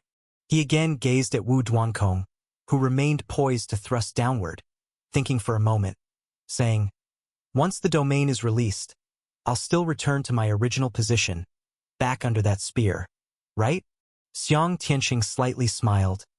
"If you had 5 bricks, you could move to any position, but not now. I too haven't found the last piece, but at least you have time to think about how to deal with him." "How to deal with him? I can't possibly beat the Lydian spear with absolute strength," Xiang Beifei stated. "I told you, with me here today, no one can harm you." Xiang Tianqing smiled slightly and then stepped forward. Buzz! The formation patterns of the brick disappeared, and Xiang Beifei only felt the world shifting inexplicably, pulling him back under the tip of the Lydian spear. As the formidable threat continued descending upon him, everything returned to normal. The dust continued rolling, the red mist kept floating, and the violent spiritual power still scattered. However, Xiang Tianqing also stood beside Xiang Beifei, and he reached out, firmly gripping the Lydian spear. His powerful hand held it so that it could not sink any further. How is that possible? Wu Duankong was suddenly shocked. He knew well the prowess of the Lydian spear. The unstoppable formation meant its heavenly Tao was invincible. Yet he never expected this unstoppable strike to be caught by a suddenly appearing hand. "Who are you?" Wu Duankong looked at Xiang Tianqing in shock and anger. "Harm my son, and there's no need for you to live," As Xiang Tianqing faced Wu Duankong, his eyes emitted a chilling intent, cold and murderous, exuding a bloody aura. It was a terrifying killing intent born from years of combat, like a god of death climbing out of the abyss, entirely different from the warm man who had been smiling moments before. His warmth was reserved only for his son. Crack! A crack appeared on the Litian spear gripped by Xiang Tianqing. Wu Duankong was stunned. The ancestral artifact Litian spear was actually cracked? It's known that a complete ancestral artifact is incredibly powerful, as it seals the heavenly Tao. Normally, only clashes between ancestral artifacts can cause it to break. But Wu Duankong did not expect that the person who suddenly appeared could crush the Litian spear. Moreover, the opponent was just an embodiment. Who was this person? Just leaving behind an embodiment. They are extremely powerful. But right now, he didn't have time to think about it, because the terrifying pressure from the opponent was too overwhelming, making him deeply fearful of this powerful aura. Having lived for tens of thousands of years, beings who could suppress him like this were not absent but extremely rare. In his mind, only those unspeakable existences from the Tao Palace could possibly achieve this level. Boom! The Litian spear was forcibly broken into 2 pieces by Xiang Tianqing. Wu Duankong was utterly stunned. This terrifying aura made him feel timid, like he had encountered an insurmountable mountain, a deity he would never be able to surpass. It evoked a sense of helplessness. In just a moment, Xiang Tianqing grasped Wu Duankong's neck. Wu Duankong didn't even know how he was caught. In his perception, he wasn't fit to duel a god like this. In the presence of such a terrifying figure, he was just like a humble ant. The opponent could kill him as easily as crushing an ant. There was no longer any arrogance or swagger on Wu Duankong's face, only horror. The opponent was just too powerful, making him shiver. For an immortal master who lived for tens of thousands of years, they were actually the most afraid of dying. You dare. I am an elder of the Earth God in the Tao Palace. If you dare touch me. He reported his identity with bluffing severity, hoping to intimidate the opponent. But Xiang Tianqing looked on coldly at Wu Duankong, his body exuding a majestic killing intent, icy and devoid of any emotion. Xiang Tianqing flicked his hand. A terrifying spiritual power erupted, directly shattering Wu Duankong's body. A hot flame even emerged from his palm, burning Wu Duankong's soul. Wu Duankong let out an angry roar, eventually turning into a miserable scream. This flame was something even a mid-stage ancestral Tao expert like him couldn't endure. One can imagine the agony he went through. Very soon, Wu Duankong's scream abruptly stopped, leaving only the 2 broken pieces of the Litian spear, utterly damaged beyond repair, its inherent power waning. Mid-stage ancestral Tao elder of the Tao Palace, Wu Duankong, dead. Xiang Tianqing refined Wu Duankong's soul into a clump of spiritual power crystal. After finishing this, he turned his gaze and looked at his son. As he turned, the cold killing intent on him disappeared like melting snow, replaced by the warmth of spring blooming. Xiang Tianqing once again showed a gentle smile. He was no longer the person filled with a heavy aura of slaughter, but a father trying hard to make up for the neglect of his son. Take it, you might use it. Xiang Tianqing gently handed the spiritual power crystal to Xiang Beifei. Xiang Beifei paused for a moment in silence, then reached out to accept it. But Xiang Tianqing's body started to become illusory. The retained consciousness inevitably had limited power, and this embodiment was on the verge of crumbling. Are you still alive? Xiang Beifei asked. Is that answer important to you? Xiang Tianqing said with a smile. You better be alive. Xiang Beifei replied calmly. Do you hope for me to be alive? I hope you bear your own responsibilities, rather than leaving the mess of the human race to me, Xiang Beifei said. Sorry. Xiang Tianqing sighed. Why? For everything. Xiang Tianqing took a step closer to his son, looking closely at him, eyes filled with guilt. I don't need an apology. Then what do you need? Where is she? Xiang Beifei said. Xiang Tianqing remained silent. Still not telling? Xiang Beifei asked. That place is dangerous. I'm doing it for. I don't like that phrase. Xiang Beifei said. Xiang Tianqing opened his mouth but ultimately didn't complete the sentence. He looked at his son, who possessed that unique resilience, which made him very gratified. This child has never given up, journeying all the way to this point. He shouldn't seem to obstruct anymore. Or perhaps he simply couldn't stop him. She is a very special girl. Seems worried about you. Just wanted to speak up for you earlier. Do you like her? Xiang Tianqing diverted the topic, looking with interest at Li Qianluo, who peered inquisitively from afar. It's none of your business, Xiang Beifei said. How is it none of my business? I also want to be a grandfather, Xiang Tianqing said joyfully. You want to be a grandfather? You couldn't even be a proper father. What makes you think you should be a grandfather? Xiang Beifei asked. Xiang Tianqing's smile froze. He reached to press down the tuft of hair sticking up on his head, trying to alleviate his embarrassment. But it was unsuccessful. As soon as he pressed down, the hair sprang back up.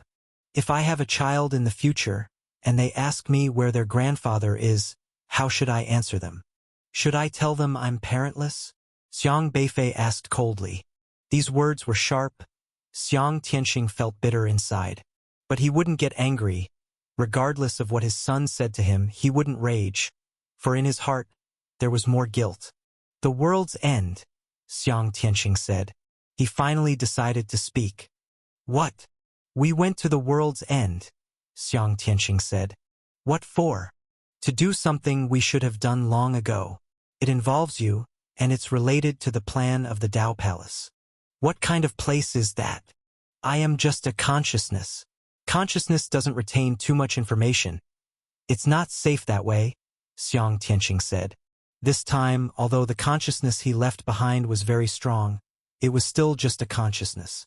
If the Dao Palace possessed an ancestral artifact capable of manipulating consciousness in accordance with the heavenly Dao laws, then the consciousness left would be in danger. Therefore, Xiang Tianqing didn't leave all the information behind. How to go there? Xiang Beifei asked. Xiang Tianqing shook his head. After a while, he smiled and said, But I know you will figure it out, because you've come this far, haven't you? Xiang Beifei didn't answer immediately. He needed time to think. Xiang Tianqing didn't rush him, just watched his son. He hadn't seen his son in a long time. Calculating the time, it's been a decade or so.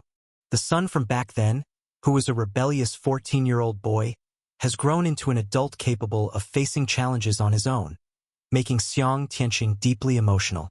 Xiang Tianqing reached out his hand towards Xiang Beifei, as if he wanted to pat his shoulder, but his hand passed through his son's body. Take care of yourself. He smiled, and then the consciousness completely vanished. Xiang Beifei stood silently without speaking. After a long time, Xiaohei broke the silence. What does Beifei's father mean by the world's end? I don't know. Xiang Beifei shook his head.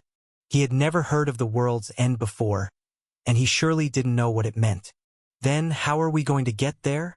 Xiaohei asked. Xiang Beifei was silent for a moment and said, He already told us. Really? What is it? If I'm not wrong, it should be a special ancestral artifact. Xiaohei touched his chin, pondered for a moment, and suddenly realized, Heavenly Dao Divine Pattern? Beifei's father meant the Heavenly Dao Divine Pattern, right? Yes. Xiang Beifei nodded. The edge corner airspace is vast. Nobody knows how vast it truly is or where its boundaries lie. Just like this world, seemingly boundless. But clearly, everything should have its boundaries. No matter how vast a place is, it definitely has its critical point. If people in this world can't find the end, it's very likely that the end is intentionally hidden. To be able to hide the world's end, only the Heavenly Dao Divine Pattern could achieve such a feat.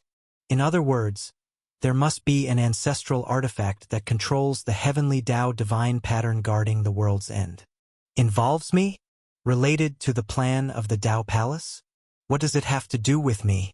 What does the Dao Palace want at the end of the world? Xiang Beifei pondered over all this. He found it all incredible. Xiao Bei, Li Qianluo ran over from a distance, interrupting Xiang Beifei's thoughts. Are you okay? Xiang Beifei asked. I'm fine. Was that Uncle Xiang just now? Li Qianluo asked in a low voice. Yes. Ah, it looked like he was watching me. I wasn't sure, Li Qianluo said uneasily. Xiaohei candidly replied, Don't worry. An ugly bride has to see her in-laws eventually. Li Qianluo glared, quickly retorting, What ugly bride? That's not true at all. Xiaohei grinned mischievously. But Uncle Xiang is so incredible. He actually killed Wu Duankong in one strike. Wasn't he just a conscious manifestation? Li Qianluo said admiringly. Xiang Beifei snapped back to reality, looking at the powerful spiritual power crystal in his hand. Ancestral Dao realm, mid-stage. Then he turned his gaze to the heavenly spear suspended in the air. The heavenly spear was also broken into two pieces, currently separated, not yet combined together. This ancestral artifact from the Dao Palace, they probably didn't expect it to fall into our hands. Haha, Dao Palace trying to mess with us. Lost both the lady and the soldiers this time. Xiaohei ran over, bravely grabbing the two broken pieces of the heavenly spear in his hands. The heavenly spear was still moving, attempting to restore itself, but with one tap from Xiaohei, it quieted down. A complete ancestral artifact is formidable. Even just a missing fragment can be too much for them to handle. But broken in half, it's utterly weakened. At this moment, the heavenly spear was like a wasted hound, utterly dispirited. Its abilities so diminished that even Xiaohei could overpower one of its segments. Should we piece it back together? Xiaohei asked. This guy's power is formidable. Just think, the heavenly Dao's transmission, the unstoppable heavenly Dao, all within its control. Feifei, why don't you devour it? The heavenly spear controls all the world's transmission abilities, and it's clear that the Dao Palace relies on this ancestral artifact to control other races and solidify their position. If the heavenly spear could be devoured, the situation could be partially overturned. No, we can't let it regroup right now. Xiang Beifei shook his head. In truth, he's not yet an expert in the ancestral Dao realm. In terms of soul strength or other aspects, he hasn't reached that realm. His power comes solely from the heavenly Thunder Venerable, not himself. Even with the aid of the heavenly Thunder Venerable's power, he is barely a match for the complete heavenly spear. If the heavenly spear were to regain its full form, it might just escape on its own in the next moment, eluding his control entirely. This ancestral artifact possesses a tremendously potent transmission ability, making an escape effortless. Seal it in the Spirit Gathering Book, and let's wait until I reach the ancestral Dao realm. Xiang Beifei suggested. All right. Xiaohei immediately took out the Spirit Gathering Book, tossing the two broken segments of the spear into different star coordinates, then closed the book. The Spirit Gathering Book is quite magical. It doesn't have much combat power, but its suppressive force surpasses that of an ancestral artifact. Once sealed by the Spirit Gathering Book, the heavenly spear became tame and lost its aura. Now that we have the heavenly spear, the Dao Palace has one less ancestral artifact, giving us more leverage against them in the future. We need to leave quickly.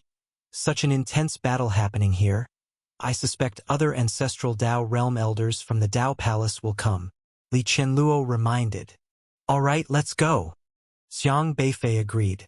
Earlier, the heavenly Thunder Venerable skeleton was battling another slab, with Xiang Tianqing's consciousness controlling it. Now that the skeleton has merged into Xiang Beifei, and the slab retrieved, it's time to leave. He immediately dashed out of the red fog, ready to find Luo Shanyu. But upon emerging, searching amidst the vast sea of people for Luo Shanyu's figure, he was startled to discover Luo Shanyu was gone. Using his powerful divine sense once more to search for Luo Shanyu's presence, he still found nothing. Where did Uncle Luo go? Xiang Beifei asked in a deep voice. I don't know. Didn't you ask Uncle Luo to come out just now? Li Qianluo replied. The reason Luo Shanyu was asked to come out earlier was because Xiang Beifei believed that Luo Shanyu, with his level of strength, couldn't survive in that place. As Wu Duankong forced everyone out, Xiang Beifei also had him come out to wait. But unexpectedly, Luo Shanyu had vanished. He wasn't supposed to wander off. Uncle Luo came here to protect Feifei, right? Era asked, puzzled. This is bad. Xiang Beifei's heart sank, sensing something amiss. Era's words were correct. Luo Shanyu came in to protect him, and without seeing him safely out, he wouldn't leave voluntarily. This could only mean that some irresistible force took him away. Was it someone from the Dao Palace? Or what? Don't worry, let's keep looking. By the way, how about Uncle Luo's life spark? Li Qianluo asked. It's still burning. Xiang Beifei had Luo Shanyu's life spark preserved here, and the flame on the jade pendant was still flickering. That means he should still be alive. Don't worry, Li Qianluo comforted. But at that moment, a voice rang in Xiang Beifei's mind. Beifei, over here. It was Luo Shanyu's voice. Uncle, where are you? Xiang Beifei sighed in relief, quickly responding. I found a strange place. Come over here, Luo Shanyu said.